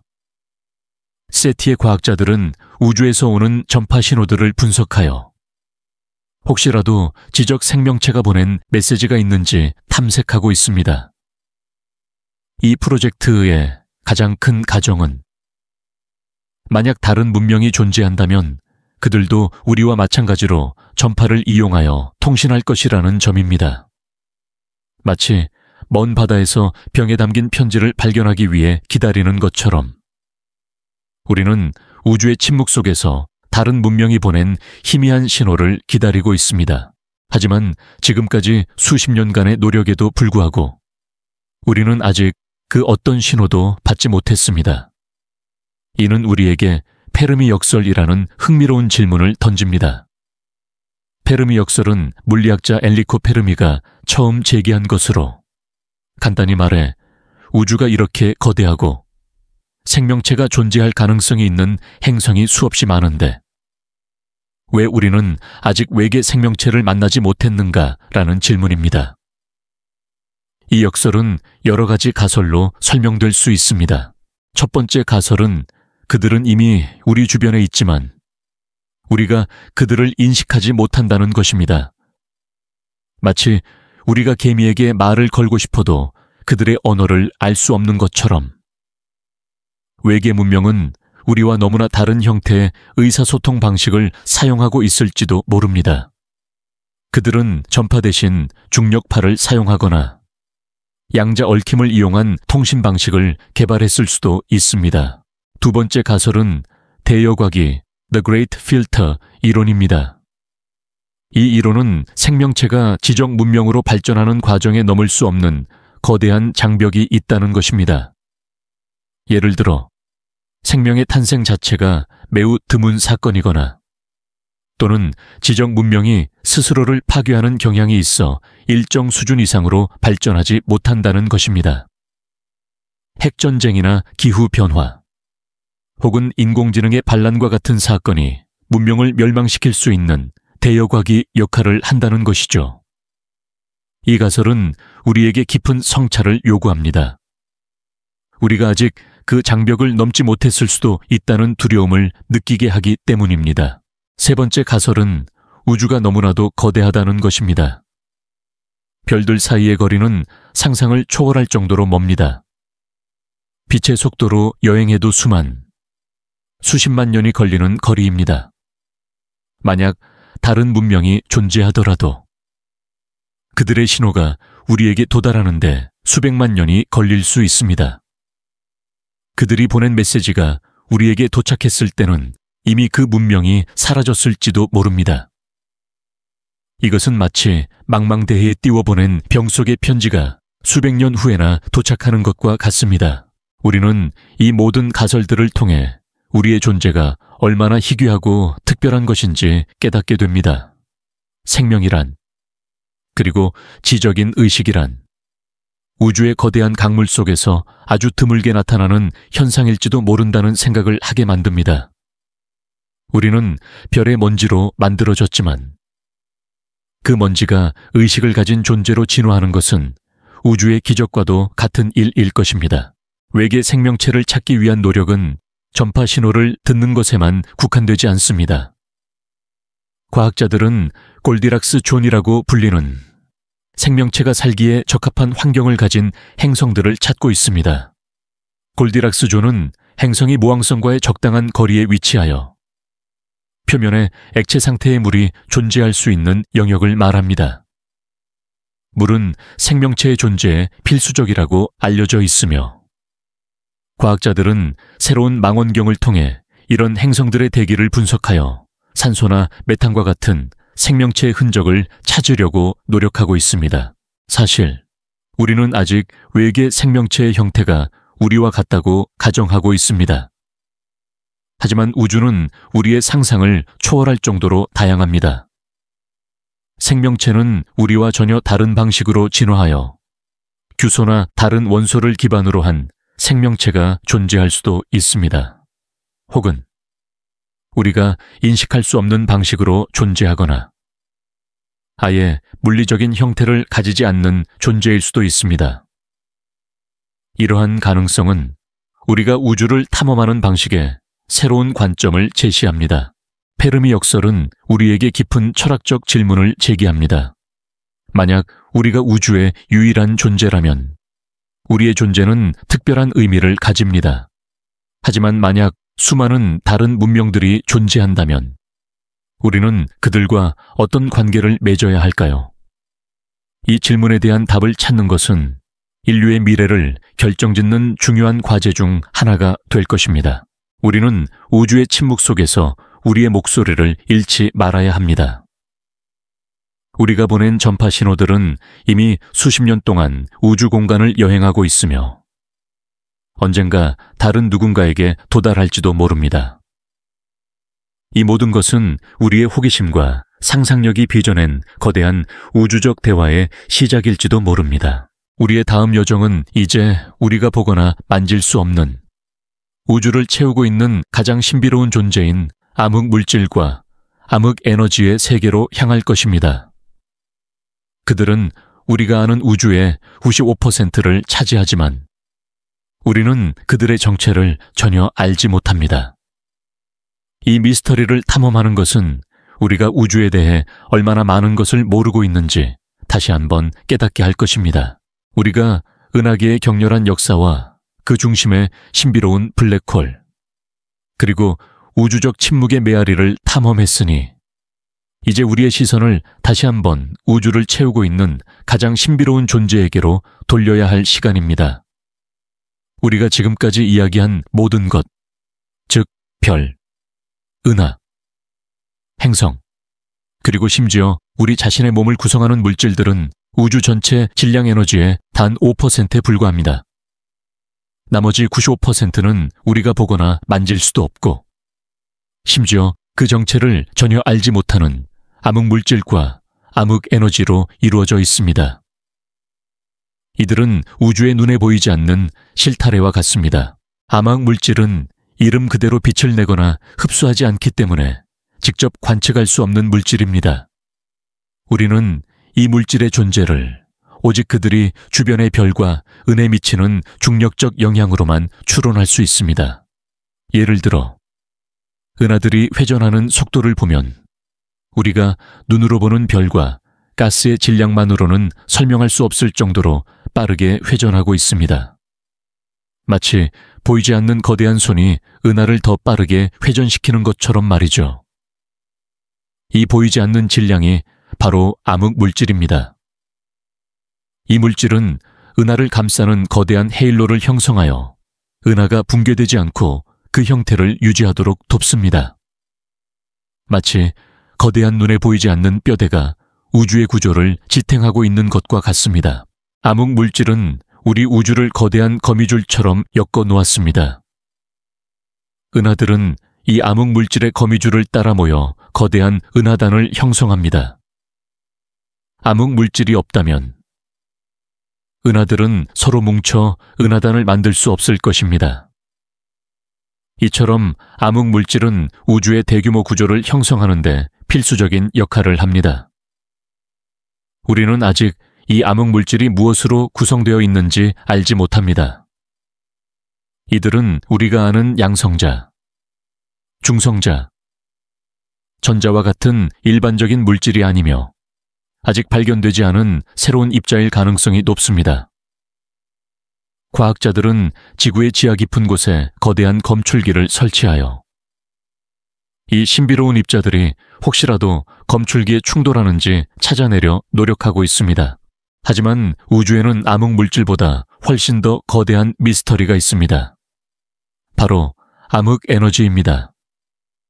암흑 에너지는 우주 전체 질량 에너지의 약 70%를 차지하며 우주가 점점 더 빠르게 팽창하도록 만드는 원인으로 추정됩니다. 1990년대 후반, 천문학자들은 초신성 관측을 통해 우주의 팽창 속도가 점점 느려질 것이라는 예측과는 달리 오히려 점점 더 빨라지고 있다는 놀라운 사실을 발견했습니다. 이것은 마치 우리가 공을 위로 던졌을 때 공이 중력의 힘을 거슬러 더 빨리 올라가는 것과 같습니다. 이 힘의 정체는 무엇일까요? 우리는 이 보이지 않는 힘을 암흑 에너지라고 이름 붙였을 뿐, 그 실체에 대해서는 거의 아는 바가 없습니다. 암흑 에너지는 우주의 모든 공간에 균일하게 퍼져 있는 것으로 보입니다. 이는 마치 우주에 직조된 양탄자 자체가 스스로를 늘리려는 힘을 가지고 있는 것과 같습니다. 이 힘은 중력의 힘을 거슬러 우주를 팽창시키고 시간이 흐를수록 더 강력해집니다. 암흑 에너지가 계속해서 우주를 가속 팽창시킨다면 결국 멀리 떨어진 은하들은 너무나 멀어져서 우리가 볼 수 없게 될 것입니다. 우주는 점점 더 텅 빈 공간이 될 것이고 결국 모든 것은 차가운 정적 속으로 사라질 것입니다. 이것은 우주의 궁극적인 운명에 대한 여러 가설 중 하나입니다. 암흑 물질과 암흑 에너지는 우주의 가장 큰 미스터리입니다. 우리는 그들의 존재를 확신하지만 그들의 정체는 여전히 베일에 쌓여 있습니다.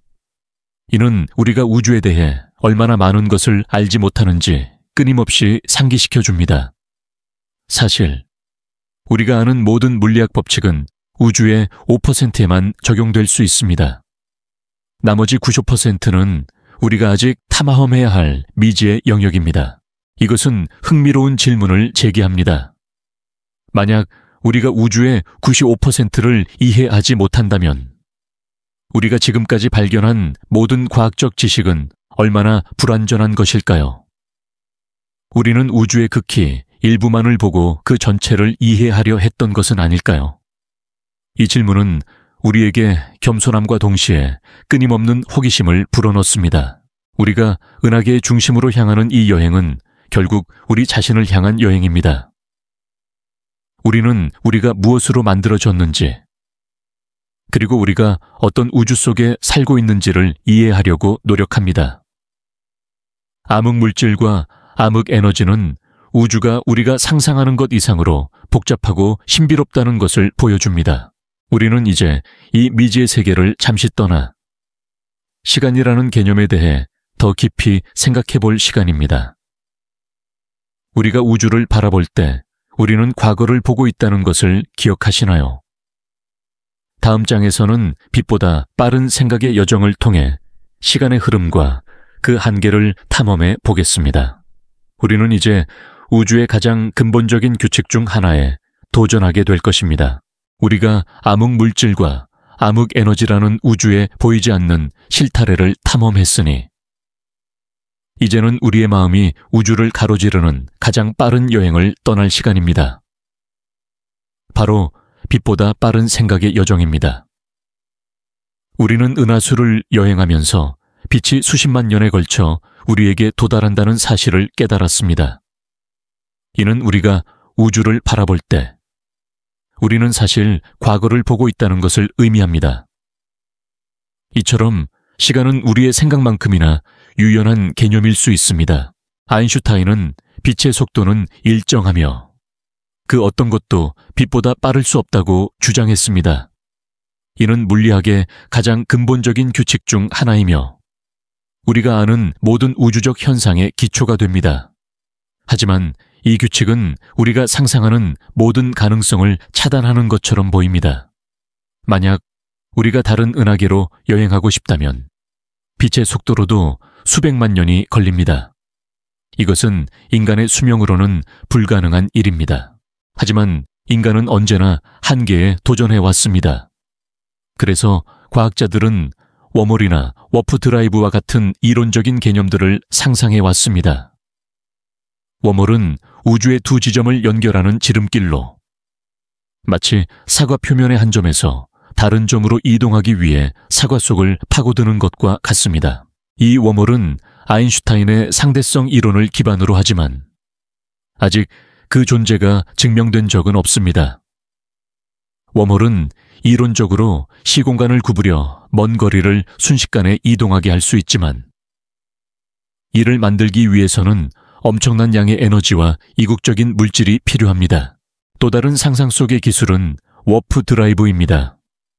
워프 드라이브는 우주선을 비춰 속도보다 빠르게 움직이는 것이 아니라 우주선 앞에 시공간을 수축시키고 뒤에 시공간을 팽창시켜 우주선을 앞으로 밀어내는 방식입니다. 마치 서핑보드가 파도를 타고 나가는 것처럼 말이죠. 이 이론은 우주선 자체가 빛의 속도를 넘지 않기 때문에 상대성 이론의 법칙을 위반하지 않습니다. 하지만 이 역시 현실화하기 위해서는 엄청난 기술적 난관을 극복해야 합니다. 이 모든 이론적인 시도들은 우리에게 빛의 속도라는 한계가 얼마나 절대적인지를 다시 한번 상기시켜 줍니다. 하지만 이 한계는 우리가 철학적으로 생각할 거리를 제공합니다. 만약 우리가 정말로 빛보다 빠른 속도로 여행할 수 있다면 우리는 과거로 돌아갈 수 있을까요? 시간 여행에 대한 이 질문은 물리학자들의 머릿속에서 끊임없이 메아리칩니다. 상대성 이론에 따르면 우리가 빛의 속도에 가깝게 움직이면 시간이 느려집니다. 이것은 쌍둥이 역설이라고 불리는 유명한 사고 실험으로 설명할 수 있습니다. 한 쌍둥이가 빛의 속도에 가까운 우주선에 타고 우주를 여행한 뒤 돌아오면 지구에 남아있던 쌍둥이보다 나이를 덜 먹게 됩니다. 이것은 단지 이론적인 이야기가 아니라 실제로 고속으로 움직이는 입자들을 통해 증명된 과학적 사실입니다. 하지만 이 역설은 시간 여행의 가능성을 제시하는 동시에 그 복잡성을 드러냅니다. 만약 우리가 과거로 여행할 수 있다면 할아버지 역설과 같은 논리적인 모순이 발생할 수 있습니다. 과거로 돌아가 당신의 할아버지가 당신의 어머니나 아버지를 만나기 전에 살해한다면 당신은 태어날 수 없게 됩니다. 하지만 당신이 태어나지 않았다면 과거로 돌아가 할아버지를 살해할 수도 없게 됩니다. 이처럼 시간 여행은 수많은 논리적인 역설을 야기하며 물리학자들은 이 문제를 해결하기 위해 다양한 가설을 제시했습니다. 그중 하나가 자체 일관성 원리, 노비코프 Self-Consistency Principle입니다. 이 원리는 과거로 여행하여 역사를 바꾸려는 모든 시도는 실패하고 역사는 항상 일관성을 유지할 것이라고 주장합니다. 즉, 당신이 과거로 돌아가 할아버지를 죽이려 해도 당신의 행동은 알 수 없는 이유로 인해 실패하게 될 것이라는 겁니다. 예를 들어, 갑자기 당신의 총이 오작동하거나 당신의 할아버지가 당신의 총을 무심코 피하게 되는 등 우주는 어떻게든 일관성을 유지하도록 만들 것이라는 것이죠. 하지만 이 모든 것은 아직 가설일 뿐입니다. 우리는 아직 시간의 본질에 대해 완전히 이해하지 못하고 있습니다. 시간은 정말로 강물처럼 한 방향으로만 흐르는 것일까요? 아니면 공간처럼 앞뒤로 움직일 수 있는 것일까요? 이 질문에 대한 답을 찾는 것은 물리학의 가장 중요한 과제 중 하나입니다. 빛보다 빠른 생각을 하는 것처럼 우리는 이 모든 미스터리들을 탐험해 왔습니다. 우리는 별들의 탄생과 죽음을 보았고 블랙홀의 그림자를 들여다보았으며 우주에 보이지 않는 실타래를 더듬어 보았습니다. 이 모든 여정은 우리에게 우주가 얼마나 광활하고 신비로운지를 보여주었습니다. 이제 우리는 이 모든 지식을 바탕으로 우리의 위치를 다시 한번 확인해야 할 때입니다. 우리가 은하수를 바라볼 때 우리는 과거를 보고 있다는 것을 다시 한번 기억해 보세요. 다음 장에서는 이 우주적 거울에 비친 인류의 모습에 대해 이야기해 보겠습니다. 우리의 존재는 이 거대한 우주의 역사 속에서 어떤 의미를 가지고 있을까요? 이 질문은 우리의 여정을 마무리하는 데 중요한 역할을 할 것입니다. 우리가 빛보다 빠른 생각으로 시간의 강물을 거슬러 올라와 우주의 가장 거대한 신비들을 탐험했으니 이제 이 모든 여정의 최종 목적지이자 가장 근본적인 질문에 다다랐습니다. 바로 이 모든 거대하고 신비로운 우주 속에서 우리 인간의 존재는 어떤 의미를 갖는가라는 질문입니다. 이 질문은 우리가 여정을 시작했을 때 던졌던 질문의 끝없는 메아리이며 우리가 별의 먼지라는 사실을 겸허하게 받아들이는 순간부터 시작되는 진정한 탐험입니다. 우리는 은하수를 가로지르는 수십만 년의 빛의 여행을 따라왔습니다. 별들의 탄생과 죽음을 목격하고 블랙홀의 침묵을 들었으며 보이지 않는 암흑 물질과 암흑 에너지의 존재를 알게 되었습니다. 이 모든 지식은 우리에게 우주의 광활함과 그 속에서 우리의 위치가 얼마나 미미한지를 끊임없이 상기시켜 줍니다. 칼 세이건이 말했듯이 우리의 행성 지구는 우주의 드넓은 바다에 떠있는 아주 작은 창백한 푸른 점에 불과합니다. 보이저 1호 우주선이 지구로부터 60억 킬로미터 떨어진 곳에서 찍은 사진 속의 지구는 태양계의 거대한 공간 속에서 한 줄기 빛에 불과했습니다. 이 사진은 우리에게 우주의 압도적인 스케일을 보여주며 인류가 이 작은 점에서 살아가며 겪는 모든 갈등과 고통, 그리고 사랑과 희망이 이 한 점 안에 담겨 있다는 사실을 가슴 아프게 깨닫게 합니다. 하지만 우리의 존재가 미미하다는 사실이 우리의 존재 의미를 깎아내리는 것은 결코 아닙니다. 오히려 그 반대입니다. 우리가 이 작은 점에서 존재한다는 사실 자체가 우주의 가장 큰 기적 중 하나일지도 모릅니다. 우리는 별의 먼지로 만들어졌지만 그 먼지는 단순한 물질이 아니었습니다. 그 먼지는 수십억 년에 걸친 우주의 진화 과정에서 의식을 가진 존재로 진화했습니다. 우리는 우주를 이해하고 그 아름다움을 감상하며 그 미스터리를 탐험할 수 있는 유일한 존재일지도 모릅니다. 우리는 우주의 거울과 같습니다. 우주는 자기 자신을 들여다볼 수 있는 의식이 없지만 우리는 우주를 탐험하고 연구하며 그 역사를 재구성할 수 있습니다. 우리가 망원경을 통해 멀리 떨어진 은하를 바라볼 때 우리는 사실 수십억 년 전에 우주의 과거를 보고 있는 것입니다. 이 모든 지식은 우리가 우주적 존재로서 가지는 특별한 능력입니다. 우리는 별의 먼지이지만 동시에 우주의 기억을 담고 있는 존재입니다.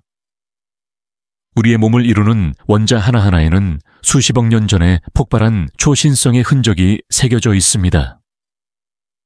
우리는 물리적으로 우주의 과거와 연결되어 있으며 정신적으로는 우주의 미래를 상상할 수 있는 유일한 존재입니다.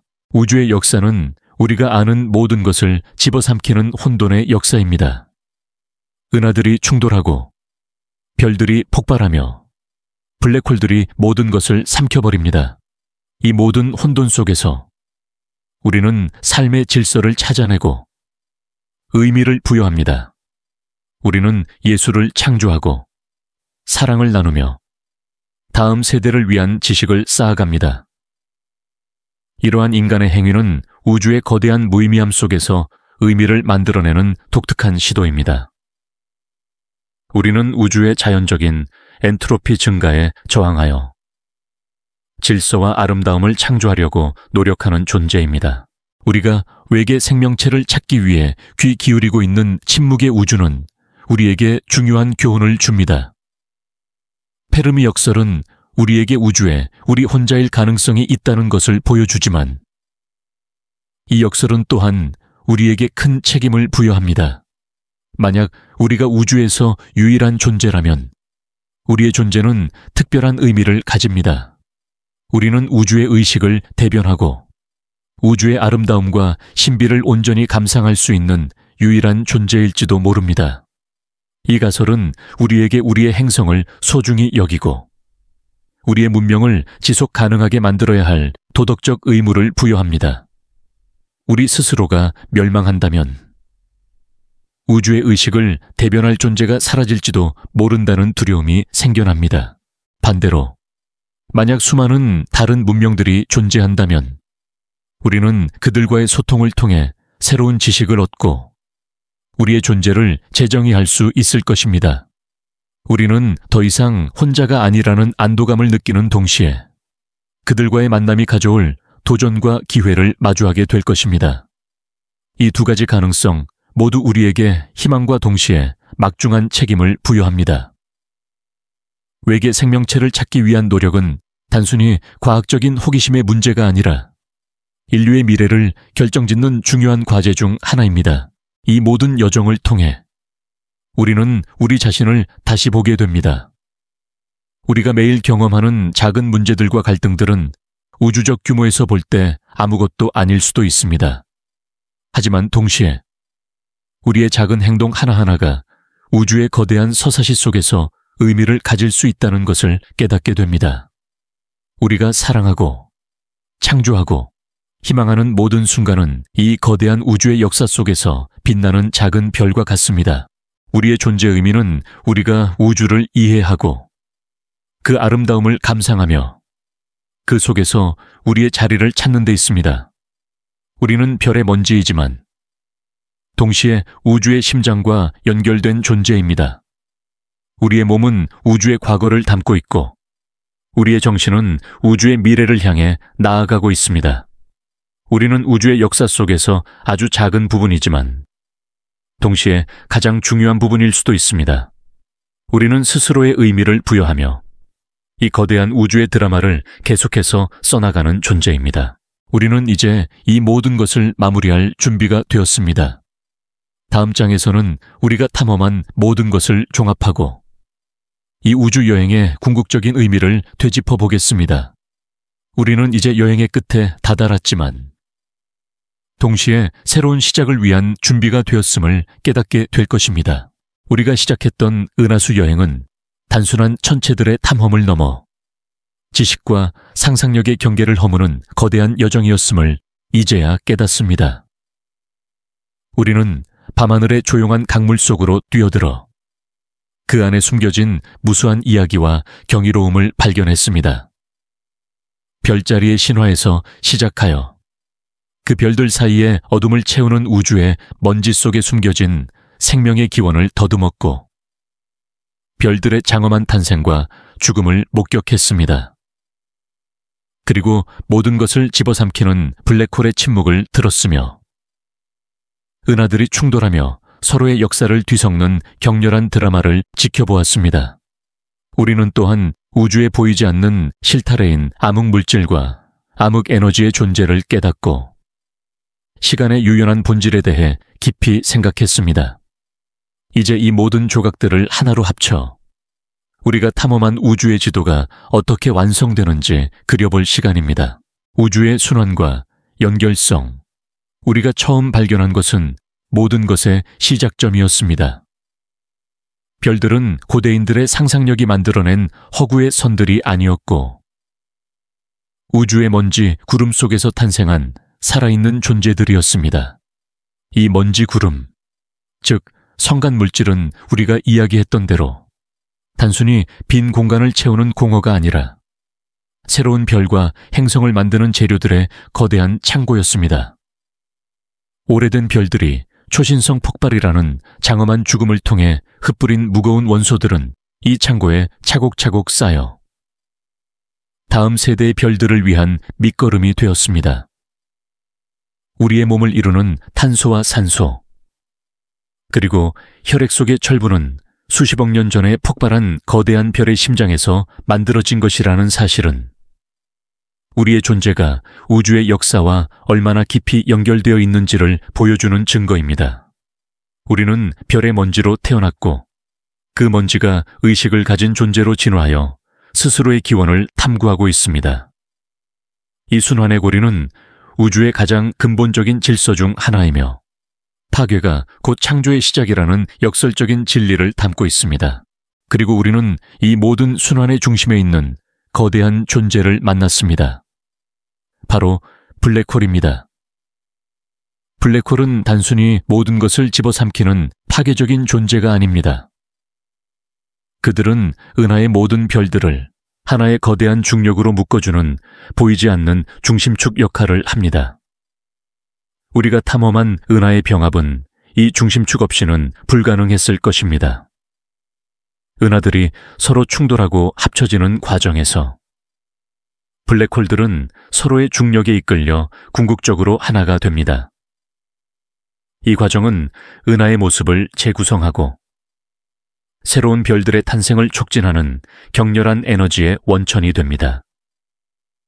블랙홀은 파괴를 통해 질서를 만들고 혼돈을 통해 새로운 창조의 기회를 제공합니다.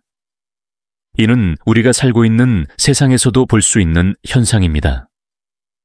때로는 모든 것이 무너지는 것 같은 혼란 속에서 우리는 새로운 길을 찾고 더 나은 삶을 위한 기반을 다지게 됩니다. 우주의 가장 강력한 파괴의 힘이 동시에 가장 강력한 질서의 원천이라는 사실은 우리에게 깊은 영감을 줍니다. 보이지 않는 우주와 시간의 흐름, 우리의 여정은 눈에 보이는 것 너머를 보게 해주었습니다. 우리는 우주가 우리가 아는 물질로만 이루어져 있지 않다는 것을 깨달았습니다. 암흑 물질은 은하들이 붕괴되지 않고 형태를 유지하도록 돕는 보이지 않는 뼈대이며 암흑 에너지는 우주가 점점 더 빠르게 팽창하도록 만드는 신비한 힘입니다. 이 두 가지 미지의 존재는 우리가 아는 우주의 95%를 차지합니다. 이 사실은 우리의 지식이 얼마나 불완전한지를 겸허하게 상기시켜 줍니다. 우리가 지금껏 쌓아온 모든 물리학 법칙은 우주의 아주 작은 부분에만 적용될 수 있다는 것을 깨달을 때, 우리는 우주를 이해하기 위한 우리의 여정이 이제 막 시작되었을 뿐이라는 것을 알게 됩니다. 이 미지의 영역은 우리에게 두려움이 아닌 끝없는 호기심과 탐험의 열정을 불러일으킵니다. 그리고 이 모든 것을 연결하는 것은 시간이라는 개념입니다. 우리는 은하수를 바라볼 때 그것이 현재의 모습이 아니라 수만 년 전의 과거라는 것을 깨달았습니다. 우리의 눈은 우주를 향한 타임머신이며 우리가 멀리 내다볼수록 우리는 더 깊은 과거로 여행하게 됩니다. 별의 빛은 수만 년을 여행하여 우리에게 도달하며 그들의 이야기는 빛의 속도로 우리에게 전달됩니다. 이것은 우리가 우주와 단순히 공간적으로 연결되어 있을 뿐만 아니라 시간적으로도 깊이 연결되어 있다는 것을 보여줍니다. 우리의 존재는 우주적 역사의 한순간에 불과하지만 우리는 그 역사의 모든 것을 담고 있습니다. 우리의 과거, 현재, 그리고 미래는 우주적 시간의 거대한 강물 속에 함께 흐르고 있습니다. 우주적 문해력과 인류의 책임, 이 모든 지식은 우리에게 새로운 우주적 문해력들을 부여합니다. 이제 우리는 밤하늘을 단순히 아름다운 그림으로 보는 것이 아니라 수십억 년에 걸친 우주의 서사시가 담긴 거대한 책으로 읽을 수 있습니다. 별들은 고정된 빛의 점이 아니라 탄생하고 진화하며 죽어가는 생명체입니다. 그들 사이의 어둠은 공허가 아니라 새로운 창조를 기다리는 요람입니다. 우리는 더 이상 지구라는 작은 행성에 갇힌 존재가 아닙니다. 우리는 우주적 존재로서 별들의 먼지로 만들어졌고 그들의 운명을 공유하며 그들의 역사를 이해할 수 있는 특별한 능력을 가졌습니다. 이 우주적 문해력은 우리가 일상에서 겪는 사소한 갈등과 고민들을 더 넓은 시각에서 바라보게 해줍니다. 우리의 문제는 우주적 규모에서 볼 때 미미하지만 우리의 사랑과 희망은 그 어떤 별보다 더 밝게 빛날 수 있다는 것을 깨닫게 해줍니다. 우리가 외계 생명체를 찾는 이유는 단지 과학적인 호기심 때문만이 아닙니다. 그것은 우리가 우주에 던지는 가장 근본적인 질문에 대한 답을 찾기 위함입니다. 만약 우리가 우주의 유일한 존재라면 우리는 우주의 의식을 대변하는 막중한 책임을 지게 됩니다. 만약 수많은 다른 문명들이 존재한다면 우리는 그들과의 만남을 통해 우리의 존재를 새롭게 정의하게 될 것입니다. 어느 쪽이든 우리의 존재는 특별한 의미를 가집니다. 우리는 우주의 자기인식이며 우주가 스스로를 들여다볼 수 있는 유일한 거울일지도 모릅니다. 여정의 끝, 새로운 시작, 이제 우리의 여정은 잠시 멈춥니다. 하지만 이것은 끝이 아닙니다. 이 모든 지식을 바탕으로 우리는 새로운 출발점에 서게 되었습니다. 우리는 이미 알고 있는 것보다 모르는 것이 더 많다는 것을 겸허하게 받아들이고 끊임없는 호기심과 탐구의 열정으로 미래를 향해 나아가야 합니다. 제임스 웹 우주 망원경과 같은 새로운 세대의 도구들은 우리에게 우주의 더 깊은 곳을 보여줄 것이며 우리는 그곳에서 또 다른 신비와 이야기를 발견하게 될 것입니다. 우리의 여정은 끝이 없으며 인류의 역사는 우주를 탐험하는 과정 그 자체일 것입니다. 다음 장, 우리의 마지막 이야기에서는 이 모든 여정을 마무리하며 이 우주 여행이 우리에게 남긴 궁극적인 교훈과 영원한 질문에 대해 이야기할 것입니다. 우리는 이제 여행의 끝에 다다랐지만 동시에 새로운 시작을 위한 준비가 되었음을 깨닫게 될 것입니다. 우리가 별자리의 신화에서 시작하여 빛의 속도로 은하수를 가로지르는 거대한 여행을 마쳤습니다. 이 여정은 우리에게 우주의 광활함과 그 안에 숨겨진 무수한 이야기를 들려주었습니다. 우리는 별의 탄생과 죽음을 목격했고, 블랙홀의 침묵을 들었으며, 보이지 않는 암흑 물질과 암흑 에너지의 존재를 깨달았습니다. 이제 이 모든 지식을 바탕으로 우리의 여행이 우리에게 남긴 궁극적인 교훈과 영원히 남을 질문에 대해 이야기하며 이 서사시를 마무리할 시간입니다. 여정의 의미 별의 먼지에서 의식으로 이 우주 여행의 가장 중요한 깨달음은 바로 우리 자신에 대한 것입니다. 우리는 단순한 지상의 존재가 아니라 우주와 끊임없이 연결된 존재입니다. 우리의 몸을 이루는 원자들은 수십억 년 전에 폭발한 초신성의 잔해에서 왔습니다. 우리는 물리적으로 별의 먼지로 만들어졌으며 그 먼지가 우주의 복잡하고 긴 진화 과정을 거쳐 의식을 가진 존재로 진화했다는 사실은 우주에서 가장 큰 기적일 것입니다. 우리는 우주의 거울과 같습니다. 우주 자체는 스스로를 들여다보고 자신의 아름다움과 신비를 감상하며 자신의 역사를 탐구할 수 있는 의식이 없습니다. 하지만 우리는 그럴 수 있습니다. 우리가 망원경을 통해 멀리 떨어진 은하를 바라볼 때 우리는 수억 년 전의 우주의 과거를 보고 있는 것입니다. 우리의 눈은 우주를 향한 타임머신이며 우리의 마음은 그 과거의 흔적들을 이해하고 그 모든 것을 하나의 거대한 이야기로 엮어냅니다. 이 모든 지식은 우리에게 겸손함과 동시에 특별한 의미를 부여합니다. 우리는 우주적 존재로서 우주의 자기 인식이자 우주가 스스로를 이해하기 위해 만들어낸 유일한 도구일지도 모릅니다. 우리는 또한 혼돈 속에서 질서를 창조하는 존재입니다. 우주의 역사는 은하들의 충돌, 별들의 폭발, 그리고 모든 것을 집어삼키는 블랙홀의 혼란으로 가득 차 있습니다. 엔트로피의 법칙에 따라 우주는 무질서가 증가하는 방향으로 나아가려는 경향이 있습니다. 하지만 인간은 그 법칙에 저항하여 예술을 창조하고 사랑을 나누며 과학을 통해 우주의 질서를 발견하려고 노력합니다.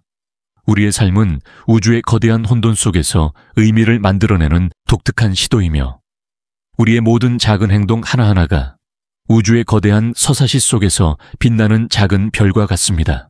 끝없는 순환과 영원한 질문, 우리의 여정은 끝이 아니라 새로운 시작을 위한 준비였습니다. 우리가 탐험한 모든 것은 끊임없는 순환의 일부입니다. 별들의 죽음은 새로운 별들의 탄생을 위한 재료를 제공하고 은하들의 병합은 파괴를 통해 새로운 창조를 낳습니다. 이 순환의 고리는 우주의 가장 근본적인 질서이며 우리에게 삶과 죽음이 끝이 아니라 또 다른 형태의 시작일 수 있음을 보여줍니다. 우리가 겪는 모든 상실과 변화는 우주적 규모에서 볼 때 새로운 가능성을 여는 씨앗과 같습니다. 하지만 이 모든 지식에도 불구하고 우리는 여전히 많은 것을 알지 못합니다. 우리는 여전히 암흑 물질이 무엇으로 구성되어 있는지, 암흑 에너지의 정체가 무엇인지 알지 못합니다. 우리는 우주에서 가장 거대한 존재들이 어떻게 작동하는지 이해하지 못하며 우리가 아는 우주의 95%는 여전히 미지의 영역으로 남아 있습니다. 이 미스터리들은 우리가 우주를 탐험하는 것을 멈출 수 없게 만드는 원동력이 됩니다. 진정한 과학자는 자신이 아는 것보다 모르는 것이 훨씬 더 많다는 것을 겸허하게 인정하는 사람이며 이 끝없는 질문들이야말로 우리가 계속해서 나아갈 수 있는 이유입니다. 그리고 가장 중요한 질문, 바로 우주에 우리 혼자뿐인가? 라는 질문은 여전히 우리의 마음속에 깊이 남아 있습니다. 지금까지의 탐사에서 우리는 침묵만을 들었지만 이 침묵은 우리에게 중요한 책임감을 부여합니다. 만약 우리가 우주에서 유일한 존재라면 우리는 이 우주적 의식의 유일한 대변자가 됩니다. 우리의 문명을 지속 가능하게 만들고 우리의 행성을 소중히 여기며 우주의 아름다움과 신비를 온전히 감상해야 할 도덕적 의무가 우리에게 주어집니다. 이 깨달음은 우리의 존재에 깊은 의미를 부여하며 우리가 겪는 모든 갈등과 고통을 넘어서는 힘이 됩니다. 여정의 끝. 새로운 시작. 이제 우리의 우주 여행은 이 지점에서 잠시 멈춥니다. 우리는 밤하늘을 단순한 점들로 보지 않고 수십억 년에 걸친 우주의 서사시가 담긴 거대한 책으로 읽을 수 있게 되었습니다. 우리의 마음은 더 넓고 우리의 시야는 더 깊어졌습니다. 우리는 우주의 광활함 속에서 우리의 존재가 미미하다는 것을 알지만 동시에 우리의 존재가 특별한 의미를 가진다는 것을 깨닫게 되었습니다. 우리는 별의 먼지이지만 동시에 우주를 이해하고 그 아름다움을 감상하며 그 미스터리를 탐험할 수 있는 유일한 존재입니다. 이것은 끝이 아닙니다. 이것은 새로운 시작입니다. 우리가 얻은 지식은 우주를 향한 우리의 다음 여정을 위한 지도입니다. 제임스 웹 우주망원경과 같은 새로운 세대의 도구들은 우리에게 우주의 더 깊은 곳을 보여줄 것이며 우리는 그곳에서 또 다른 신비와 이야기를 발견하게 될 것입니다. 인류의 역사는 우주를 탐험하는 과정 그 자체일 것이며 우리는 그 영원한 여정의 주인공입니다. 그러니 이제 밤하늘을 올려다보세요. 그 빛 하나하나에 담긴 이야기를 읽으세요. 그 모든 빛은 수십억 년에 걸친 우주의 서사시이며 당신의 존재는 그 서사시의 일부입니다. 그리고 당신이 발견하는 모든 경이로움은 당신이 별의 먼지이자 동시에 우주 그 자체라는 것을 증명합니다. 우리의 여정은 끝이 없으며 우리가 계속해서 호기심을 가지고 탐구하는 한 우주의 신비는 영원히 우리와 함께할 것입니다.